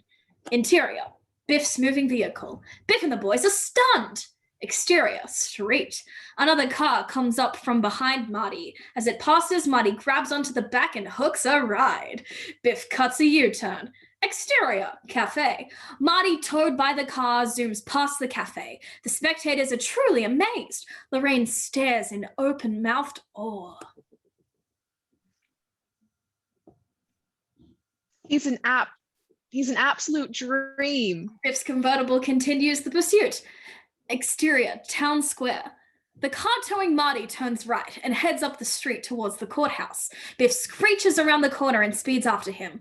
Marty looks over his shoulder. Biff is closing in. The tow car is approaching the courthouse. Biff is moving right onto Marty's ass. Suddenly, Marty lets go of the car and cuts a hard right turn onto the sidewalk in front of the courthouse. Biff is going too fast. He overshoots it. Marty freewheels down the sidewalk around startled pedestrians. Biff backs up, shifts into first, cuts right, and roars right down the sidewalk after Marty. I think it's supposed to say, like, on the sidewalk. Pedestrians dive out of the way onto the square or up the courthouse steps. Marty reaches the intersecting street and Biff and Biff is ready to nail him. Another angle. As Marty makes his turn, Biff cuts over. Marty does a quick 180 on his skateboard and ends up holding the front end of Biff's convertible. Biff's car pushes Marty backward down the street. Biff smiles sadistically at Marty. Marty gulps. He has no choice but to hang on. Biff jerks the wheel back and forth, weaving, trying to knock Marty off. Marty hangs on, weaving with him. Marty looks over his shoulder. Again in the same traffic lane is an open manure truck. Oh no! In Biff's car, Biff's boys exchange looks. Match, knock him off there. Match picks up a beer. Oh, hell yeah. Match picks up a beer bottle and gets ready to throw it. Marty looks around. He doesn't know what to do. In Biff's car, Match stands ready to let fly. Wide angle. In an amazing maneuver, Marty leaps up, sending the board forward under the car and lands on the hood of Biff's car. Holy shit. Marty jumps over the windshield, bounds over the seat, onto the rear deck of the car, just in time to catch his skateboard as the car passes over it. Biff and his boys are stunned. They turn their heads in disbelief to watch Marty. Marty skateboards away from Biff. We hear an off-screen crash. Marty turns. Marty's POV of Biff's car upended against the rear of the manure truck. Now the car falls back down, revealing that Biff and his boys have been thrown into the manure. Marty smiles. Biff shakes his fist. I'm gonna get you, you son of a bitch! The truck continues along, taking Biff and his gang away. Marty watches a moment, then spots the kid whose scooter he swiped along with his friend. The two have witnessed the entire thing. Hey, thanks a lot, kid. Marty hops off the board and sends it back to the kid. Marty takes off down the street. The kid immediately tries out his new skateboard, and his friend kicks off his orange crate and makes his scooter into a skateboard too. Cut to interior, Brown's garage, day. Guys, I just wanted to say, I think I should be like a presenter on like a sportscaster, because I felt like that was pretty good the way I was narrating that. I think it was pretty great. I feel like I could make a living. By that logic, I should go back into silent films. I feel like that was great. I was just You're just watching like see, I can't see what you're doing because I'm reading, so I can't wait to watch this back and see what everyone's doing. Oh no. Can't wait. All right, cut to interior, Brown's garage, day. The service door opens from outside and Marty steps in. He notices that Brown is absorbed in the TV as he fiddles with the video camera. On TV, the end of the tape is coming up. Old Brown is reacting to the terrorists. Oh no, they found me. I don't know how, but they found me. Run for it, Marty. The tape ends abruptly. Marty reacts with pain, remembering what followed. He clears his throat. Brown turns around in surprise, like he's been caught with his hand in the cookie jar. Oh, hi, Marty. I didn't hear you come in. Fascinating device, this video unit. Doc, there's something I haven't told you about. What happens on the night we make that tape. Please, Marty, don't tell me. No man should know too much about his own destiny. But Doc, you don't understand. I do understand, and if I know too much about the future, I could endanger my own existence, just like you've endangered yours. Yeah, maybe you're right. Now, let me show you my plan for sending you home. Brown takes him over to a tabletop model of Hill Valley Town Square, which Brown has constructed himself. A wire runs from the top of the clock tower between two lampposts across the street. Forgive the crudeness of this model. I didn't have time to build it or to scale it or to paint it. Now, we run some industrial strength electrical cable from the top of the clock tower, suspending it between two lampposts. Meanwhile, we've outfitted the time vehicle with a big pole and hook, which connects right into the flux capacitor. Brown indicates a wind-up toy car with a wire sticking straight up from the back and a hook on the top of it. There is a similar rig on the real DeLorean, visible in the background. At the calculated moment, you'll take off from down the street, driving right toward the cable, accelerating to 88. Lightning will strike the clock tower, electrifying the cable just as the car's connecting hook makes contact, thereby sending 1.21 gigawatts into the flux capacitor and sending you back to 1985. Let me demonstrate. You release the car and I'll simulate the lightning. Marty winds up the toy car and releases it toward the cable. Brown touches a live wire to the top of the clock tower. The toy car's antenna snags the cable. Sparks fly. The toy car catches fire.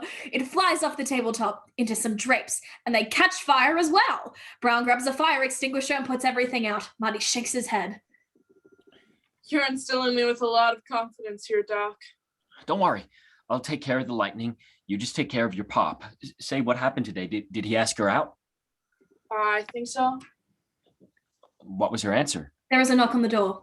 Brown and Marty exchange a look, then Brown glances out the window. It's your mother. She tracked you down. Quick, let's cover the time machine.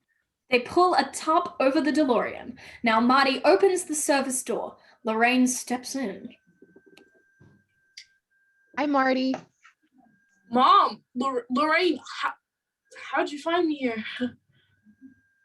I followed you. Oh, this is my Uncle Brown. Hi. Marty, this may seem a little forward, but I was hoping you might take me to the Enchantment Under the Sea dance on Saturday. Me? But what about George McFly? Didn't he ask you? Yeah, but I turned him down. You did what? George isn't exactly my type. He's sort of cute and all, but he's, well... Moving closer to him. I think a man should be strong so he can stand up for himself and protect the woman he loves. Don't you? She moves closer. Marty gulps. This is really getting out of hand. I love that that's actually in the script. Exterior, George's backyard, day. George seems very bewildered about what Marty has been trying to explain to him. I still don't understand how I can go to the dance with her if she's going with you. She wants to go with you, George. She just doesn't know it yet. That's why we've got to make you look like a fighter. Somebody who'll stand up for himself. Somebody who'll protect her. But I've never picked a fight in my life. You're not picking a fight, Daddy-o. You're coming to our rescue. Maybe we better go over the plan again. Where are you going to be at 8:55? At the dance? And where am I going to be? In the parking lot. With her. Okay, so right around 9 o'clock, she's going to get very angry with me. Why? Why what? Why is she gonna get angry with you? Well, because, well, nice girls get angry at guys who try to take advantage of them. You mean you're gonna, touch her on her? George, it's just gonna be an act. Don't worry about it. Just remember that at 9 o'clock, you'll be strolling through the parking lot and you'll see us struggling in the car, and you'll run over, open the door, and say... George doesn't say anything. You're lying, George. Oh, hey, you, get your damn hands off her. You really think I should swear? Yes, definitely. George, swear. Then you hit me in the stomach, I go down for the count, and you and Lorraine live happily ever after. You make it sound so easy. I wish I wasn't so scared. There's nothing to be scared of. All it takes is a little self-confidence. You can do it, George. If you put your mind to it, you can do anything. Now give me a shot right here. Marty indicates that George should punch him in the stomach. George takes a deep breath and throws a flimsy punch into Marty's gut. No, George, put some confidence behind that punch, some emotion, some anger. You can do it. George tries to get himself angry. He makes some faces and throws another punch. It's not much better. Anger, George, anger. Maybe if I use my left. No, George, just give me some anger. You can do it. George throws another punch. This one is slightly better than the last one. That was good. Oh, fuck, sorry. That's all right. That was good. She'll believe that. Marty isn't so sure. I'll tell you what, George. Why don't you practice on this? Oh, sorry. He hands the duffel bag on the T-bar of the clothesline. And I'll check up on you later. Just remember to concentrate on the anger. Marty walks off, leaving George with the body bag. He stares at it, trying to make himself mad. Anger. Anger. He hits it. He hits it again. Harder. Again. Harder. Again. He hits the tree. George howls in pain. Oh! God! Damn it! He's really angry now, and he sucks the bag with his left and knocks it clear of the pole and through a window. George is astonished. Then, realizing the possible consequences, he runs away. Exterior, Town Square Clock Tower, night. It's a few minutes before 8 o'clock. We hear a radio weather forecast as the camera takes us from the lightning rod atop of the clock tower, along the cable strung down across the square, to the street where Brown's Packard is parked nearby. The weather report emanates from the car radio. Brown is on a ladder. He's connecting to the paddle plug end of the clock tower cable to the socket and on an extension cable tied around a lamppost. The DeLorean is nearby, covered with a tarp. Marty arrives, dressed up for the dance. Area weather on this Saturday night, mostly clear with some scattered clouds. Brown reacts to the weather report.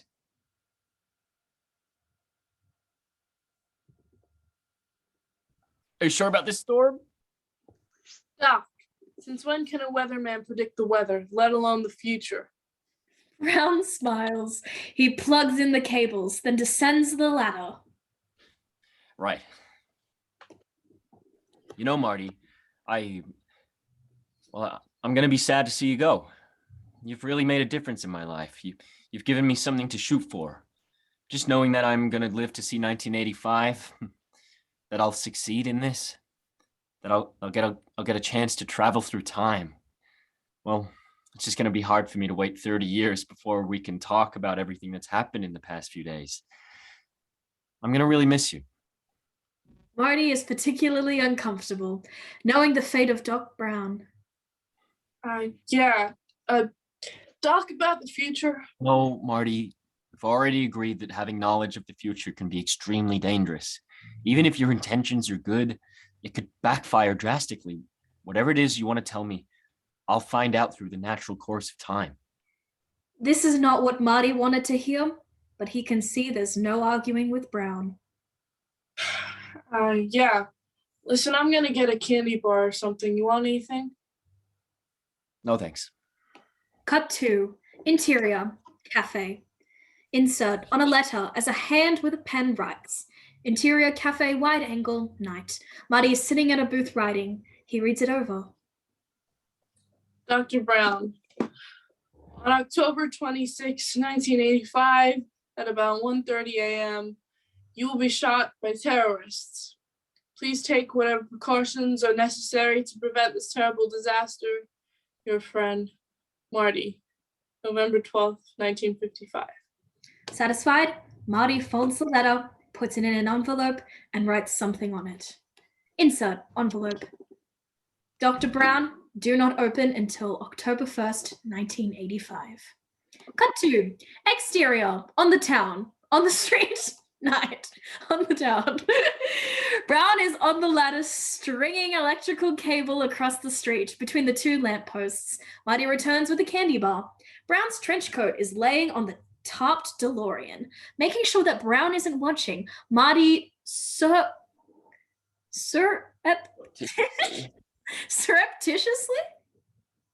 Yeah. That's a word. Surreptitiously places the envelope into a pocket. Now a cop meanders over and watches. Wes. Who's the cop? Oh yeah, Wes, you're the cop. Am I? Oh shit. I wrote you What as page cop. are you on? Sorry, I didn't know. 85. If you don't know, I'm giving 85? it to Rosie. Yeah, go for it. I don't have a costume. Okay. Evening, Dr. Brown. What's with this wire? Oh, I'm just doing a little weather experiment. Notices the top DeLorean. What's under here? Some new specialized weather sensing equipment. Brown comes got a down from the ladder. You got a permit for this? Of course I do. Right here. He takes out his wallet and gives the cop a $20 bill. You're not gonna set anything on fire this time, are you, Dr. Brown? Brown looks to Marty for guidance. Marty shakes his head. No. In that case, good luck. He continues down the street. Thank you, officer. Say, kid, you better pick up your mom and get going. Yeah, I guess. You look a little pale. You okay? Marty is uneasy, a bit distant, scared. I don't know, Doc. This whole thing with my mother, I don't know if I can go through with it. Hitting on her, I mean. Nobody said anything about hitting her. You just gonna take a few liberties with her. That's what I mean. I'm gonna actually have to cop and feel. This is the kind of thing that could permanently screw me up. What if I get back to the future and I end up being gay? Why shouldn't you be happy? Look, you better get going. Just be back here before 10. I can see why they cut it out of the fucking movie. Fabulous. I think that's my new Instagram bio. What if I get back to the future and I'm being gay? I get back to the future and I end up being gay. Oh, smart. He is gay. Yeah, Julia, you Yeah. fucking golden. Foreshadowing. Yeah. It's great. Marty is about to get into the packet. He hesitates and pulls the snapshot out of his pocket. Insert snapshot. Linda is gone except for her feet. Back to shot. Marty stares at it, then puts it in his pocket. Doc, if this thing at the dance doesn't work out and my folks don't get back together, when do you think I'd fade out? Beats the hell out of me.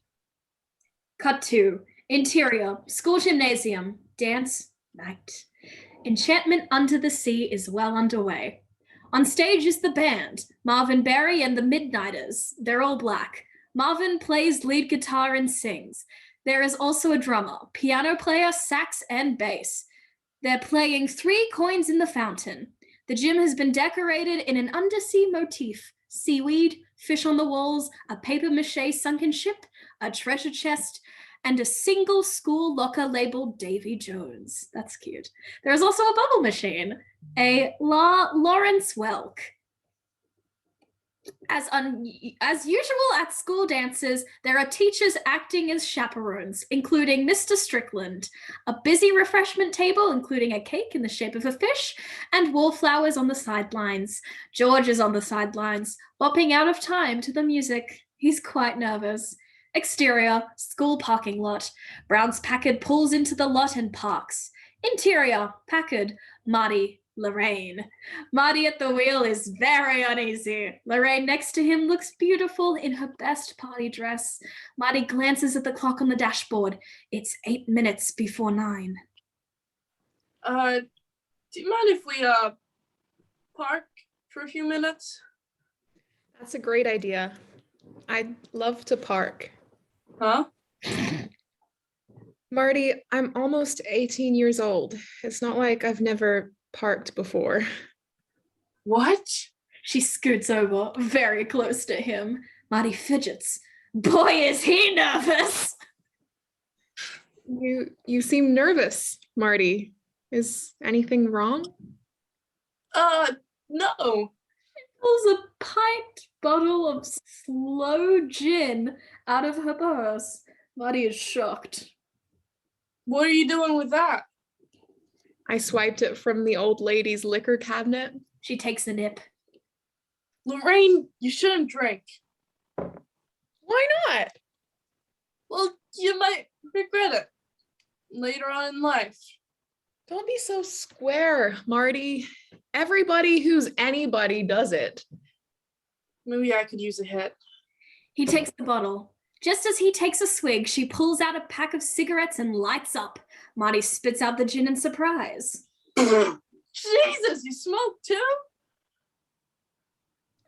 Now, Marty, you're not going to tell me that smoking is unhealthy. Everyone knows that it calms your nerves and it's good for circulation. It'll give you cancer. Look, it says so right here. Marty takes the pack and looks at the side panel. Insert cigarette pack. It says, this fine tobacco blend calms the nerves and improves the circulation. Back to shot. Marty gives it back. You know, you sound just like my mother. When I have kids, I'm going to let them do anything they want. Anything. I'd sure like to have that in writing.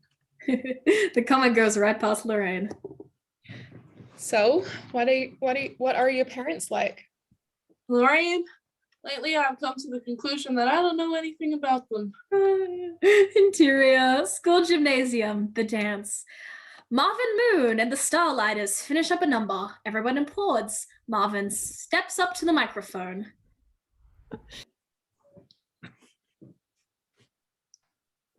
Yeah, we're gonna take a break now, but we'll be back in just a little while, so don't you go anywhere. The band members leave their instruments on the stage and head out a side door. George now glances at the clock in the gym. It says 8:59. Alarmed, he checks his own watch. Insert George's watch, which reads 8:55. George is even more alarmed. He runs over to a nearby student. What time do you have? It definitely gave one student. Nope. Is no one student? I always thought I wrote. Okay, who wants to say 5 I'll be after student. 9? I'll be student. I'll be Julia, student. you said it first. Go ahead. 5 after 9. That was brilliant. George is panic-stricken. He runs like hell out of the gym. Interior, school hall, night. George runs into a phone booth and dials a number. It rings and a woman answers.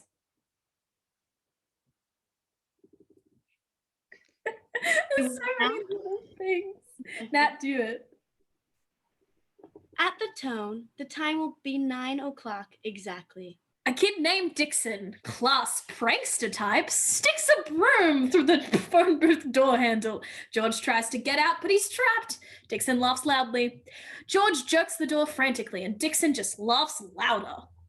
Interior, Packard, Marty and Lorraine, night. Marty fidgets and looks at the clock again.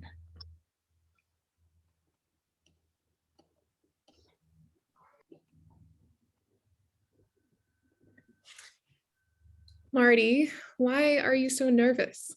Marty takes a deep breath.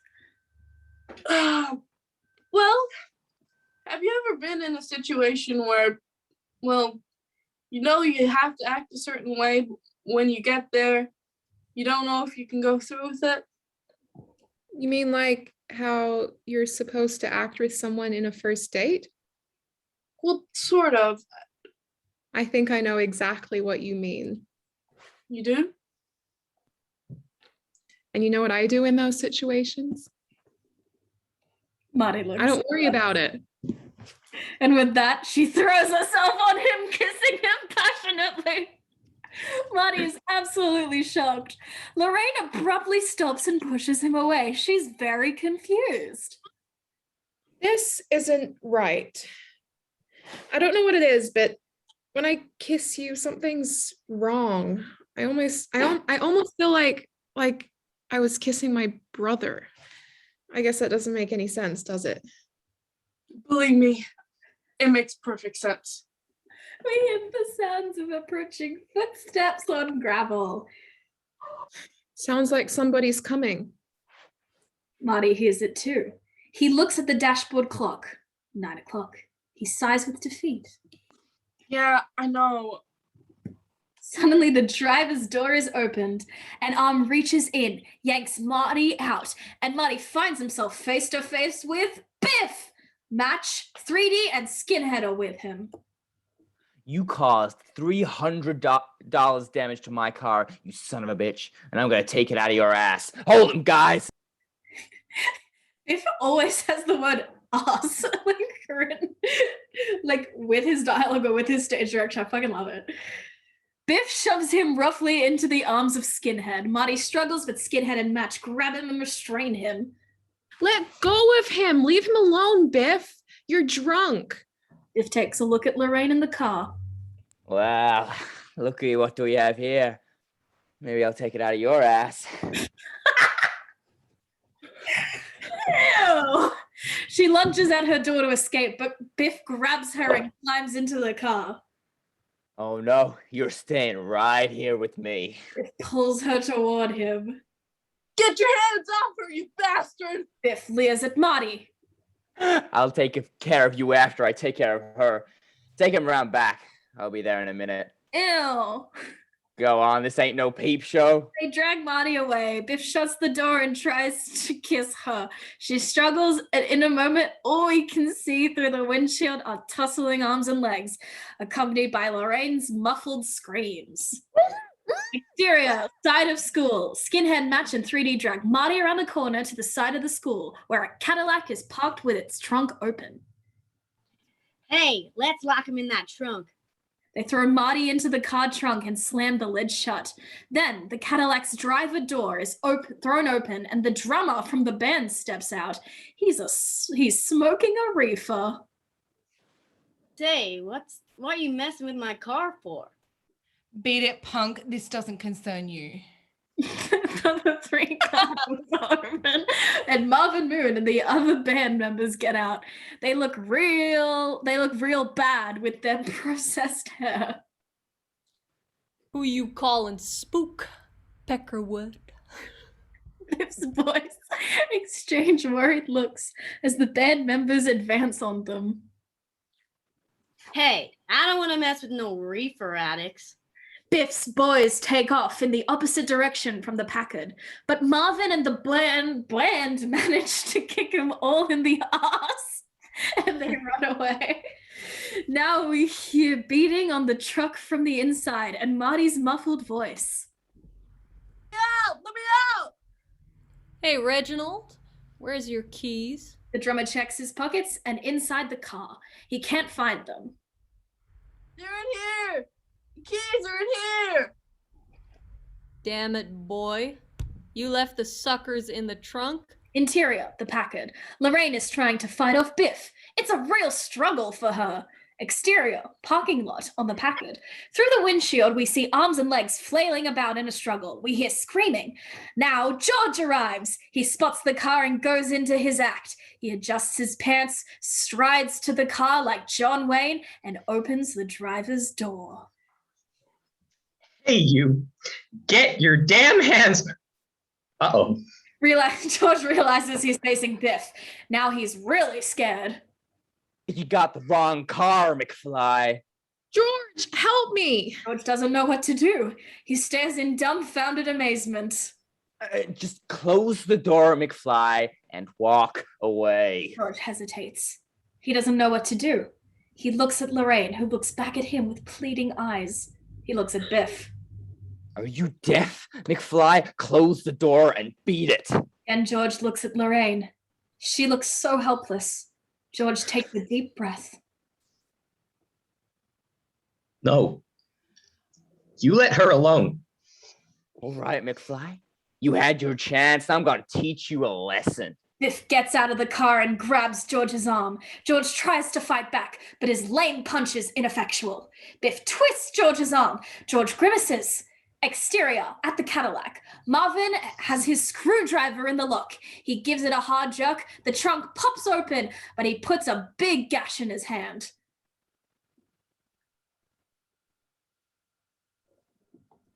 Marvin? Damn it, I sliced my hand. Marty jumps out of the truck. He thinks a lot. He dashes back towards the Packard.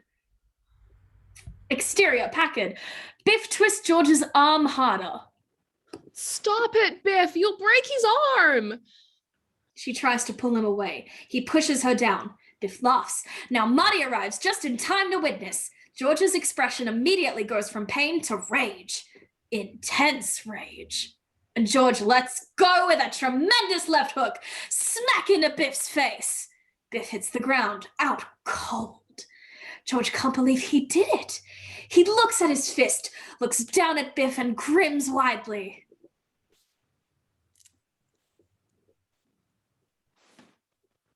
Lorraine. Oh, sorry. Wait. Oh, George, you were wonderful. He looks at him with adoring eyes. Marty can't believe it either. George and Lorraine embrace. Marty keeps his distance, allowing them to have their moment. Nearby, a few kid bystanders trade comments. Who is that kid? Does he go to our school? Yeah, that's George McFly. He's been in our homeroom for 2 years. I never noticed him before. George and Lorraine head for the school. Good job, bystanders. Exterior school, side entrance. George and Lorraine go up the front stairs. Marty watches from a safe distance away. Just as they're about to go in, Lorraine turns and sees Marty. She smiles. He smiles back. Now Marty pulls out a snapshot and takes a look. Insert snapshot. Linda's feet are now gone. Marty is the only one in the picture. In the background, we hear distant thunder. Marty is shocked. He considers the situation a moment, then realizes the answer. He runs back towards Marvin's Cadillac. At the Cadillac, Marvin is wrapping a handkerchief around his hand. The band members are all shaking their heads. Marty runs over to them. Hey, guys, you gotta get back in there and finish the dance. Look at Marvin's hand. He can't play with it like that. And we can't play without Marvin. But you gotta play. That's where they kiss for the first time on the dance floor. If there's no music, they won't dance, they won't kiss, they won't fall in love, and I'm a goner. Hey, man, the dance is over unless you know somebody who can play guitar. Marty looks at Marvin and smiles. Cut to interior school gym. Marty is playing the guitar with the Midnighters in a version of Earth Angel. George and Lorraine are on the floor dancing. Marty looks at them, then looks at the back of his guitar where, attached with chewing gum, is the snapshot. Nothing has changed. Marty watches his parents. He's getting nervous. George and Lorraine are looking at each other as they dance. George seems a little unsure of himself.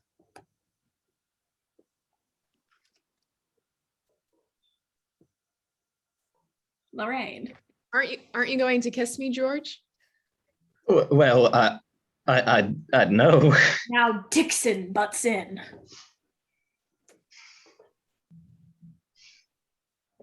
Where's Dixon? Me.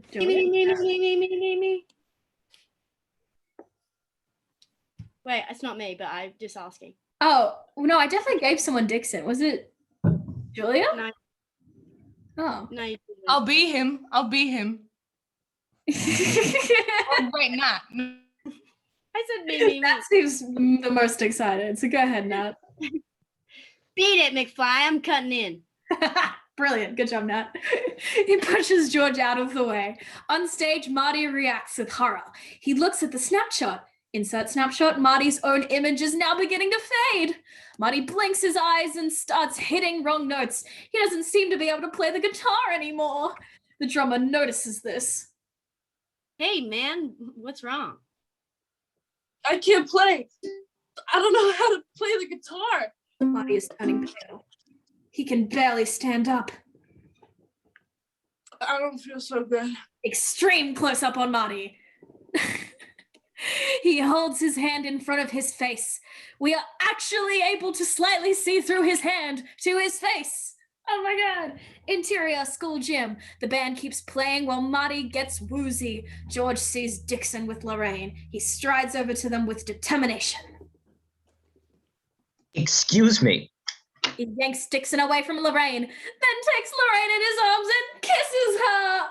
On stage, Marty immediately recovers. He jumps up, full of life, wired with energy.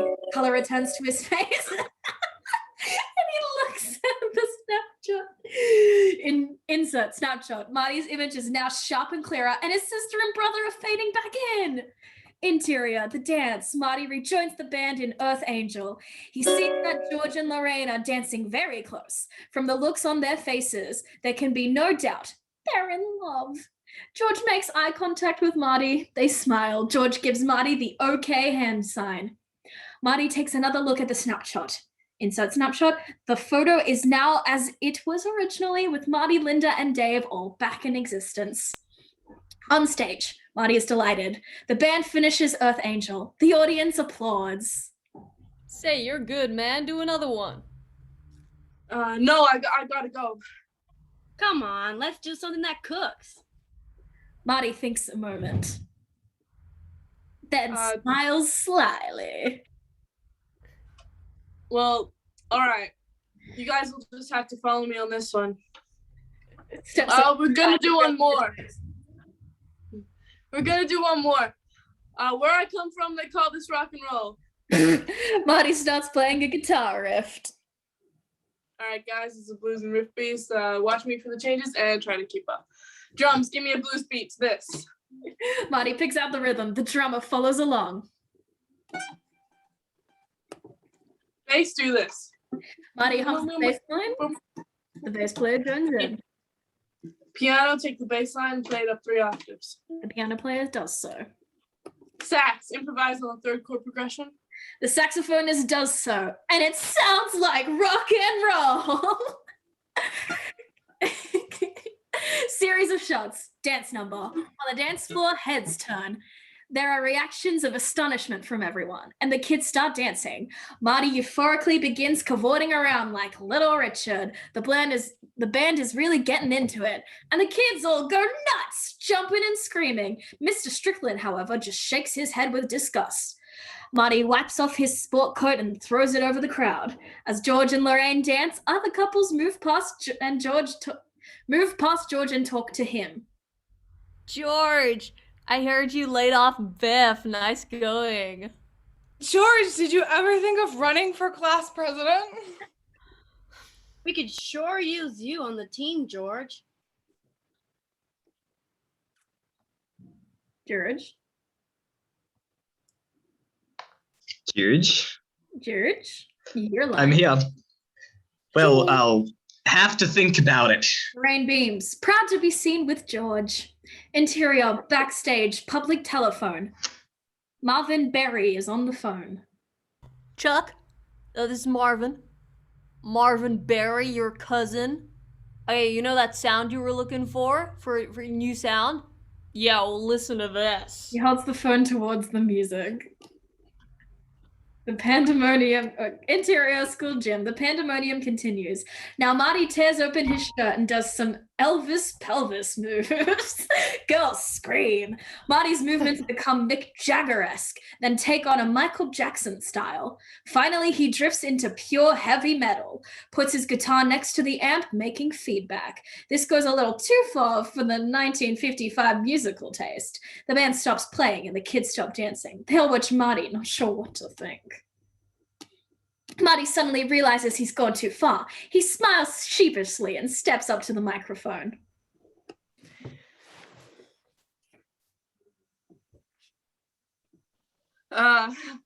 Sorry.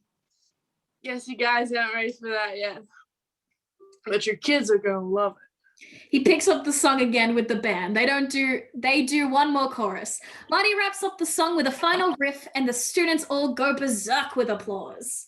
Cut to interior school gym, backstage night.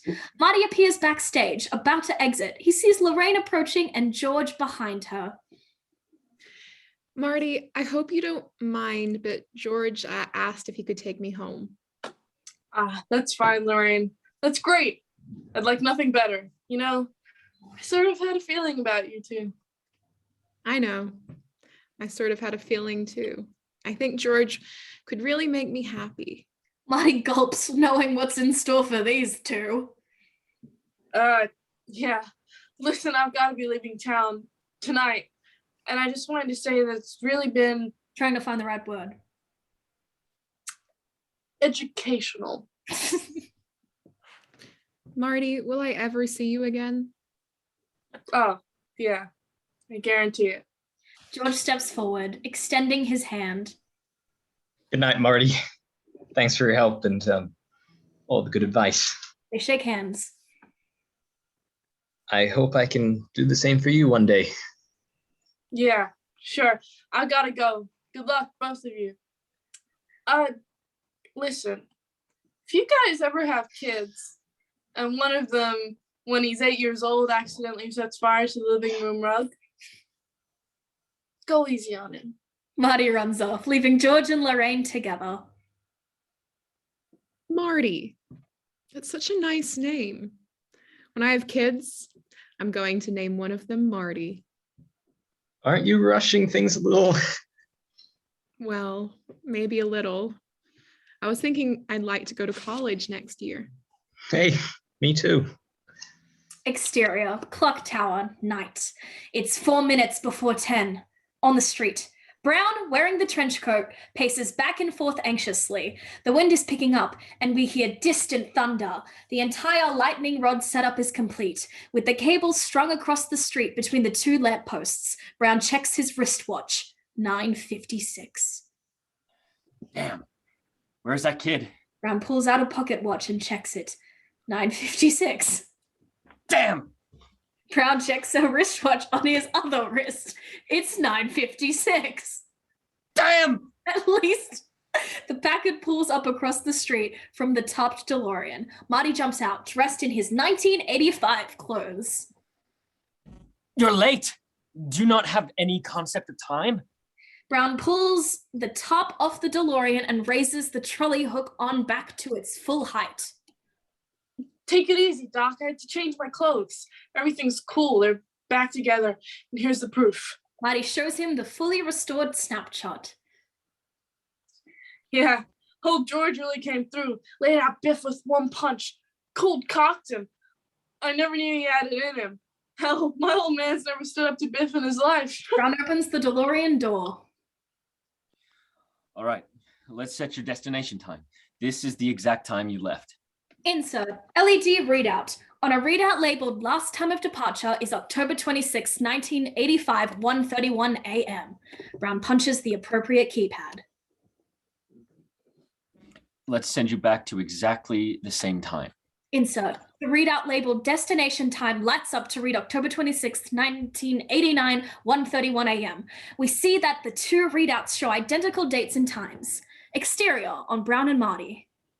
It'll be like you never left. Now I've painted a white line on the street up there. That's where you'll start from. I've calculated the precise distance, taking into account the acceleration, speed, and wind resistance retroactive from the moment the lightning will strike. He picks up a wind-up alarm clock. When this alarm goes off, you hit the gas. Brown gives it a wind, then sets it on the DeLorean dashboard. Brown looks around, then sighs. Well, I guess that's everything. Marty extends his hand. Doc, thanks for everything. They shake hands. Thank you. I'll see you in about 30 years. Marty sighs, again thinking of Brown's destiny and the letter. I hope so. Don't worry. As long as you hit that wire with this hook, everything will be fine. Right. Brown puts his hand in his pockets and withdraws the letter Marty put there. He looks at it curiously. Marty turns away. What's the meaning of this? You'll find out in 30 years. It's about the future, isn't it? Information about the future? I warned you about this, kid. The consequences could be disastrous. You've got to take that risk, Doc. Your life depends on it. No, I'm not going to accept the responsibility. Brown tears up the envelope and shoves the pieces into the Packard ashtray. All right, Doc. In that case, I'll just have to tell you straight out. But before Marty can get the words out, a tremendous gust of wind comes up accompanied by a loud crack. A tree limb in the square has blown down right on top of the cable between the clock tower and the first lamp post. The paddle plug attached to the lightning rod on the clock tower is yanked, and the cable drops down from the clock tower. Great Scott! Kid, find the end of that cable. I'll throw the rope down to you. Brown grabs a big coil of rope and dashes into the courthouse. Sorry, my computer just skipped over it. He takes a look at the fallen tree branch on the cable, then goes hunting for the end of it. The wind is picking up, and the sound of thunder approaches. Interior, clock tower stairs, night. Brown charges up the several flights of stairs like a madman. Exterior, courthouse square. Marty pulls in the cable, hunting for the end of it. At last he finds it. He looks up at the clock tower. Interior, clock tower. Brown rushes up a flight of rough-hewn steps into the belfry. He is momentarily silhouetted by the clock face as he slips between the giant gears and disappears behind the bell. Exterior, on the clock tower. A door opens up, giving access to the ledge below the clock. Brown steps out as pigeons flutter away. His hair blows wildly in the wind and lightning flashes in the distance. He looks up. Brown's POV of the connecting sockets, dangling on its cable between the 1 and 2 of the huge clock face. Its other end is attached to the lightning rod on the tower above. Brown looks down. Brown's POV of Marty, 5 stories below, waving with the paddle plug in hand. Brown tosses one end of the rope down. The coil unravels. Exterior, the square. The rope drops to the ground. Marty runs over, grabs it, and ties it to the paddle plug. He waves back to Brown. Brown nods and starts pulling the rope with the cable back up. Marty watches anxiously as the cable goes back up. He yells at Brown. Doc, I gotta tell you about the future! Intercut with Brown, who can barely hear him. What? The future! On the night I travel back in time, the terrorists show up and you get bong! It's exactly 10 o'clock, and the clock bell strikes 10. Marty can't be heard over the sound. Brown almost loses his balance with the huge bells tolling? So close. He regains his footing, then pulls the rope up the rest of the way. He's got the paddle plug in hand. Brown yells at Marty, but he can't be heard over the bells. Brown gestures that he's got the cable and that Marty should go. Marty hesitates, but Brown gestures adamantly. At last, Marty nods and runs to the DeLorean. Brown unties the rope from the end of the paddle plug and looks up at its socket mate dangling on the clock face. He reaches up for it, but he can't quite get it. He'll have to move across the ledge to get closer to it. Marty climbs into the DeLorean and closes the gull-wing door. Interior, DeLorean. Marty turns the key in the ignition and revs it up. He puts the car in gear. Exterior, street, town square. The DeLorean takes off. Exterior, clock tower. Brown looks down and sees the DeLorean heading down the street. Brown moves along the ledge. He reaches up, but he's still not close enough to grab the dangling socket. Lightning and thunder move even closer. Exterior, street. The DeLorean passes a hand-painted white line on the street. Brown has painted the words, "Start here," for Marty's benefit. Marty makes a U-turn and pulls up to it like a starting line. Interior, idling DeLorean. Marty has an anxious expression on his face. Damn it, Doc, why'd you have to tear up that letter? If only there was a little more time. Marty glances down at the 2 readouts, destination time and last time departed. Insert the 2 readouts. The destination time is set for 1:31, identical to the last time departed. Marty has an idea. More time. I'll give myself more time. Pushes the appropriate buttons on the keypad. Insert the 2 readouts. The minutes indicator on the destination time begins counting backwards. 11:31, 11:30, 11:29. Exterior, clock tower. Brown, with the cable in his left hand, moves a little further along the ledge. Suddenly, the ledge cracks and crumbles beneath his feet. Brown drops the cable and grabs onto the clock hands to save himself. The cable drops onto his left foot. Brown hangs precariously from the clock face like Harold Lloyd, wind blowing his hair and lightning cracking in the sky. Brown carefully moves his right foot toward the intact section of the ledge while trying to keep the cable balanced on his left foot. His right foot moves closer.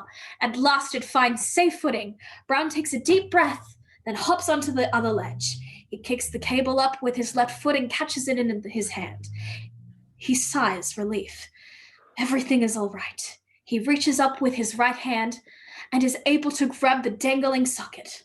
Interior, DeLorean. Marty is still fiddling with destination time. Insert readouts. The destination time drop backs to 126, 125, 124, 123, 122, 121. Suddenly the engine dies. Marty tries to restart it, but it won't turn over. Come on.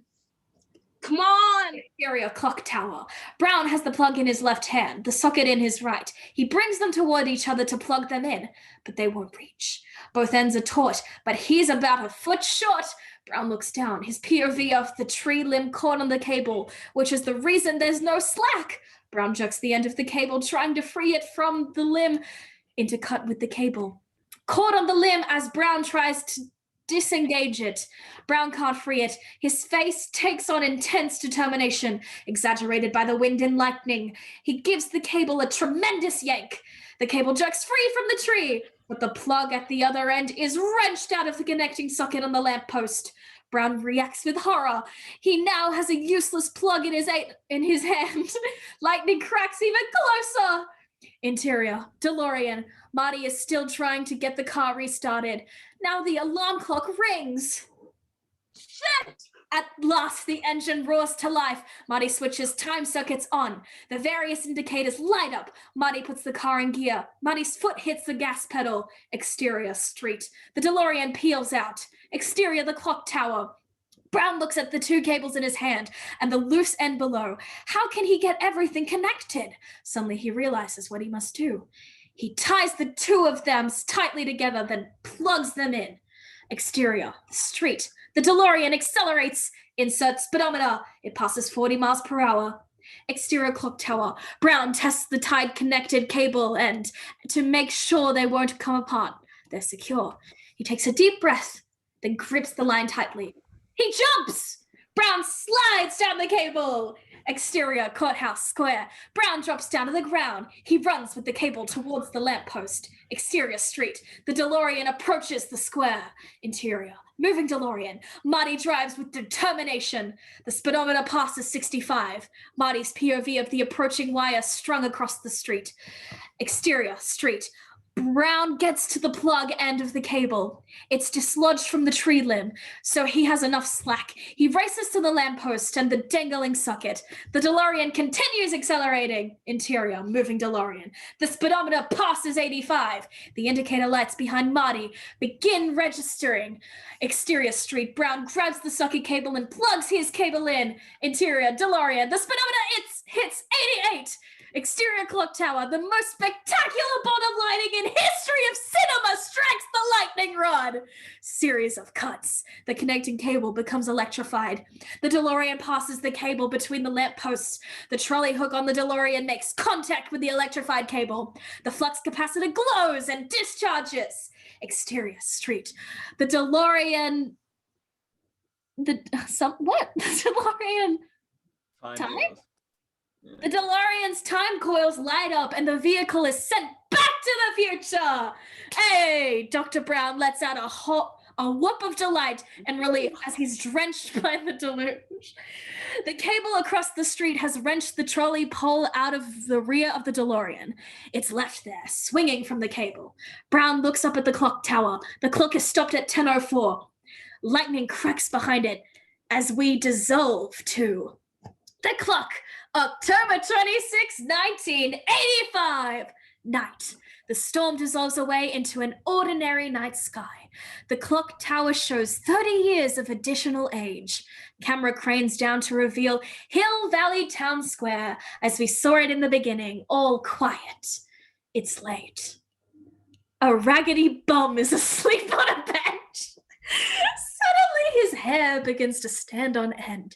He's lit by an off-screen flash of light, accompanied by a sonic boom and a sharp blast of wind. We hold on him as we hear a screech of tires and an off-screen crash.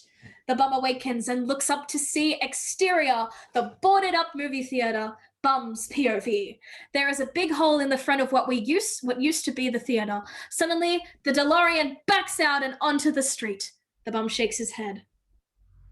Crazy drunk drivers. And the bum was Scottish all along. He goes back to sleep. Interior DeLorean. Marty looks at the readouts. Insert readouts. Present time now matches destination time at October 26, 1985. 1:24 a.m. Last time departed is now November 5th, 1955, 10:04 p.m. Marty is delighted. All right. He turns on the car radio. A contemporary rock tune comes on. All right. He puts the car into forward gear. The engine dies. Oh, shit. He tries to start it again, but he can't get it to turn over. Come on. Come on. He looks up and sees out the windshield. Marty's POV through the windshield. Night. The terrorist van cruising down the street and around the corner. Marty is horrified. The terrorists. Try starting the car again. Damn, it's frozen. Exterior, street in front of theater, DeLorean, night. Marty gets out of the DeLorean and runs like hell down the street after the terrorist van. Cut to, exterior, the mall, night. As Marty arrives at the mall, he keeps on running past the entrance sign that reads Lone Pine Mall, with an image of a single pine tree. Into the parking lot, just in time to see a good 150 yards away, Marty's POV of the terrorist van chasing down Dr. Brown, with Marty's younger self watching, frozen in horror. Marty is both horrified and amazed. Horrified at being too late, amazed at seeing himself, and to be seeing something he's already experienced from a third-person point of view. Oh, God. No, I'm too late. His POV, the terrorists lean out of the van with the machine gun. He blasts Dr. Brown in the chest. Brown goes down. Everything is as it already happened. Oh, no! Marty's POV. The terrorist van turns and goes after the young Marty. Just as before, Marty dives into the DeLorean and roars off. Marty watches himself chased by the terrorist. His POV. The DeLorean accelerates, even as it's being shot at, going faster and faster until it's enveloped in the blinding white glow and vanishes. But the terrorist van drives into the white glow. We hear cursing as the blinded driver loses control of the van. He swerves and it goes out of control, crashing into a photomat type stand. Marty now runs towards the fallen Dr. Brown, lying face down in the parking lot. He reaches him, along with Einstein, the faithful dog. Marty turns Brown over, tears in his eyes. Doc! Doc! Suddenly, Brown opens his eyes and smiles. You're alive! Brown stands. Of course I'm alive. But you were shot. I saw it. I saw it twice. Brown rips open his radiation suit, revealing a bulletproof vest. It's the latest fashion in personal protection. It'll stop a slug from an elephant rifle at 30 yards. How'd you know? Brown smiles, reaches into his pocket and pulls out the letter that Marty wrote, scotch taped together. It's yellow and brittle, 30 years old. After all that lecturing about screwing up future events in the space-time continuum. Yeah, well, I figured what the hell. We hear approaching police sirens. Cut to exterior, Marty's house, night. The DeLorean pulls up to the darkened house. The gull wing passenger door opens and Marty gets out. Brown is driving and Einstein takes Marty's seat. Marty turns to talk to Brown. Intercut with Brown in the DeLorean. So, how far are you going? How far ahead are you going? I figure I'll take it slow at first, go about 30 years just to get my feet wet, then maybe see what's shaking in the 22nd or 23rd century. Well, good luck. And if you get a chance, look me up. I'll be 47 years old. I will. Funny, I had to wait 30 years to catch up to you. Now you've got to wait 30 years to catch up to me. Ain't life weird? Brown gives him a wink. Marty closes the door. Exterior, Marty's house, night. Marty waves Brown off and heads around the side of the house. In the background, the DeLorean zooms off and we see light from the off-screen time travel glow. Marty is hit by the sharp blast of wind. Cut to interior, Marty's bedroom, day. Marty is on top of the bed, asleep in his clothes. Morning light streams in through the bedroom window. He stirs and opens his eyes. He blinks several times as if getting his bearings, then sits up and looks around. Yes, It's his room, all right, and everything seems the same, from the SR5 posters to his audio equipment. Well, he looks at the clock. 8:30. He looks at the wall calendar. The first 25 days of October are X'd off. Today's the 26th. Could it all have been a dream? He gets out of bed and looks at himself in the mirror, then pinches himself to make sure he's real. He is.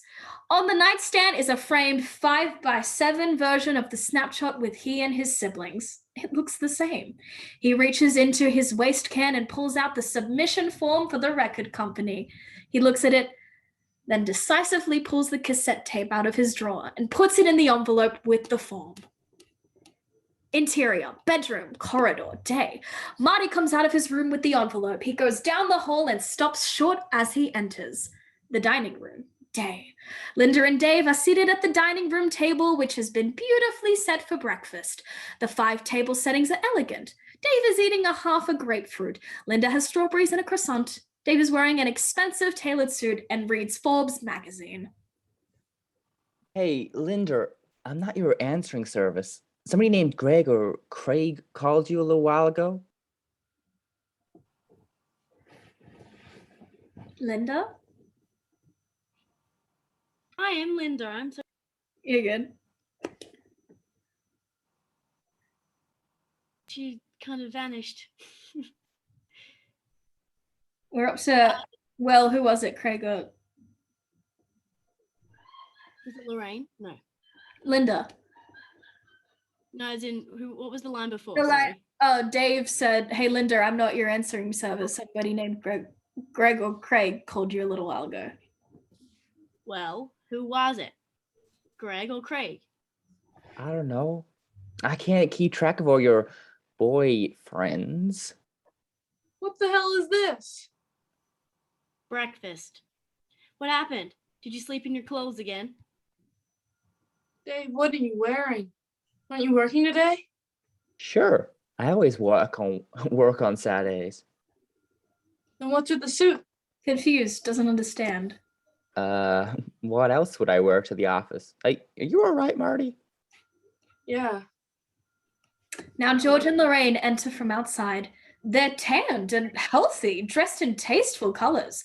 George carries himself with an air of confidence, and Lorraine looks terrific, thin and svelte. I don't know what word that is. Radiantly healthy and positive. This is a happy marriage. Because they're attractive now.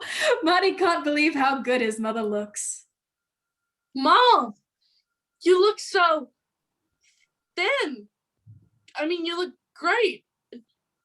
Why, thank you, Marty. Say, tonight's the big night, right? Your big date with Jennifer Parker? Such a nice girl. I sure like her. Can't believe it's his mother talking. Pardon me, Ma.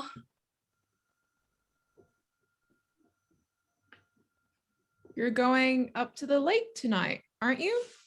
Haven't you been planning it for 2 weeks?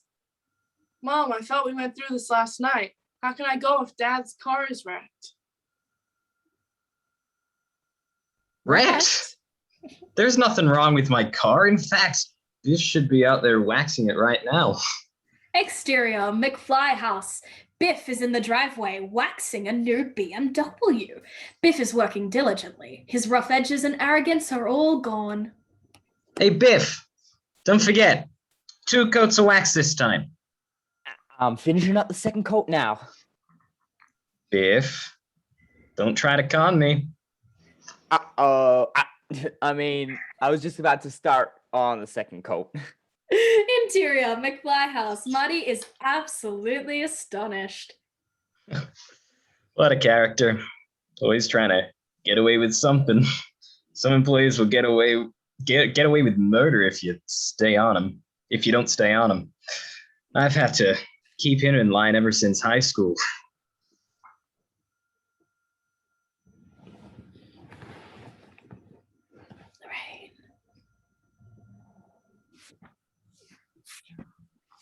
Now, George, you know, if it wasn't for Biff, you and I would never have gotten married. Yeah, Mom. You've told us a million times. Dad beat him up when he was bothering you, and that's how the two of you fell in love at the Fish Under the Sea dance. Marty at last understands what's going on here. No, it was the Enchantment Under the Sea dance. That's right. Your father literally came to my rescue. It was so romantic. Calmball City. Biff enters and hands George a hardback book. Oh, Mr. McFly, this just came in. It's the cover artwork for your novel. Insert book. It's called A Match Made in Space, and the cover shows a bedroom with a space alien talking to a couple in bed. Very reminiscent of Marty's Darth Vader visitation to George. The style indicates it's a science fiction romance novel. The author's name, George McFly, is in big letters. Back to shot. My first novel. Hope it sells. Oh, of course it'll sell, dear. After all, you've been selling stories ever since college. That's right, Dad. Where's that positive attitude of yours? Sure. This book is gonna do just fine. And where's that tape of yours, Marty? I want to mail that for you. Picks up envelope. Thanks. This is gonna do just fine too. I hope so. Confidence, Marty. Like I've always told you, if you put your mind to it, you can accomplish anything. Oh, Marty, here's your keys. You're all waxed and ready for tonight. Biff tosses him a set of keys. My keys? Cut to exit McFly house day. Marty comes out of the house and opens the garage door, revealing a tricked out black Toyota 4x4 just like he saw in the showroom. Marty can't believe it. Marty approaches it. How about a ride, mister? It's Jennifer, who has a southern accent now. She looks just the same. Great. Jennifer, aren't you a sight for sore eyes? Let me look at you. Marty looks at her as if trying to make sure she's real. Jennifer is hard-pressed to understand why Marty is making such a big deal about this. Marty, you're acting like you haven't seen me in a week. I haven't. Are you okay? Is everything all right? Marty looks back at his house. Marty's POV. George and Lorraine in the doorway, arms around each other. Marty looks back at Jennifer. Everything's great, Jen. Just great. He pulls her toward him. They're about to kiss. Closer, closer.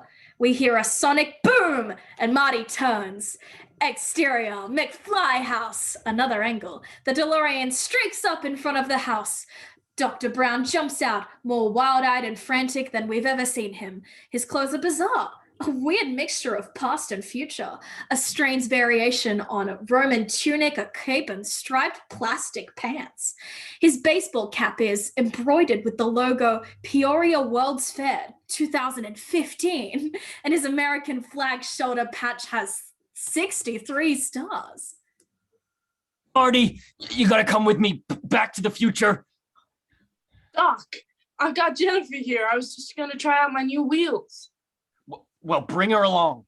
This concerns her too.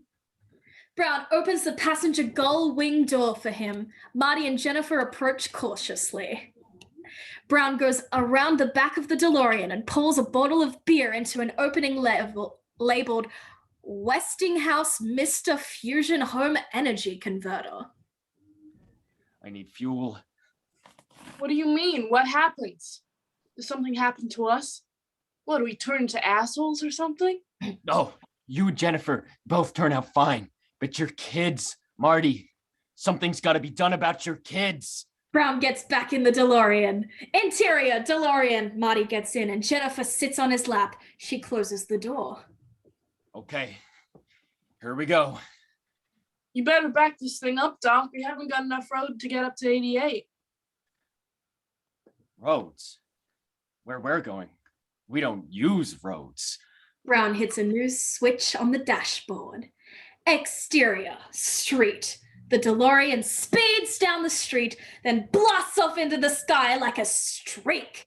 Once again, the coils glow and the DeLorean is enveloped in the familiar white glow and disappears into the future. Roll end titles or fade out. Woo! I have to be so bad. Emmy has to props say. to you because you Props, Emmy, reading thousands of words, hundreds of different pages. I just realized she read every single frame of a movie, just every single frame. How long's the movie normally? Like what, like 80, 90 minutes or something? Like 90 minutes. 88 We did it in like 3 hours and like 15 minutes. Yeah. Fuck. On. I'm gonna go eat. Yeah. That was fun. I'm awfully sorry, Jade, for sexually assaulting you. And honestly, Yeah. it was a lot. It was a lot. That movie, I would love to watch it now and see if it holds up, because it's just like so stuffed for so many reasons. It holds up. It's the best. I freaking It's love it. definitely a movie of its time because it's not very progressive. It is a movie of its time. I just know like the John Mulaney bit where he's talking about Back to the Future. It's just like, how do you pitch a show like this? I just think it would be funny if he went back to the past and, you know, he tried to fuck his mom. And then, you know, he's gonna like fight the bully off her who's trying to like, you know, rape the mom, and oh my god, it's just so much. Yeah, whoa. But Wait, what I a don't- fun time. I don't understand why Biff ended up being like a slave. Well, I think because like the roles reversed, like if it's just Marty becomes more confident, Biff just suddenly gets punched once and he's like, I'm good. But surely George would be like, you like almost like assaulted my wife. Like, I'm putting you in jail, sort of thing. Yeah, true. You'd think. But it was the 50s. Guys, I needed to pee at like a quarter of the way in. Oh no. My Hold it. my, it's my fine. camera's just died, so that's fun. My camera died, so that's fun. It's very nice to meet you all, guys, but I have dinner at the cafeteria that I don't have to make myself. So I have to go now, but love you all. Nice to meet you guys. Thank you for Bye. Yeah, bye. Yeah. Bye, Nat. Oh my god. Well, I'm that's probably gonna go too, just because I have to cook and do some washing. But thanks, Yeah. Al. That was groovy. Yes. good. I Dear might Jack, Yeah. your Doc Brown is Before you See go, you, Jack. thanks for recording. Oh. Everyone, Listen. say goodbye. Bye. Bye, Jack. Bye. thank you for Bye. joining us.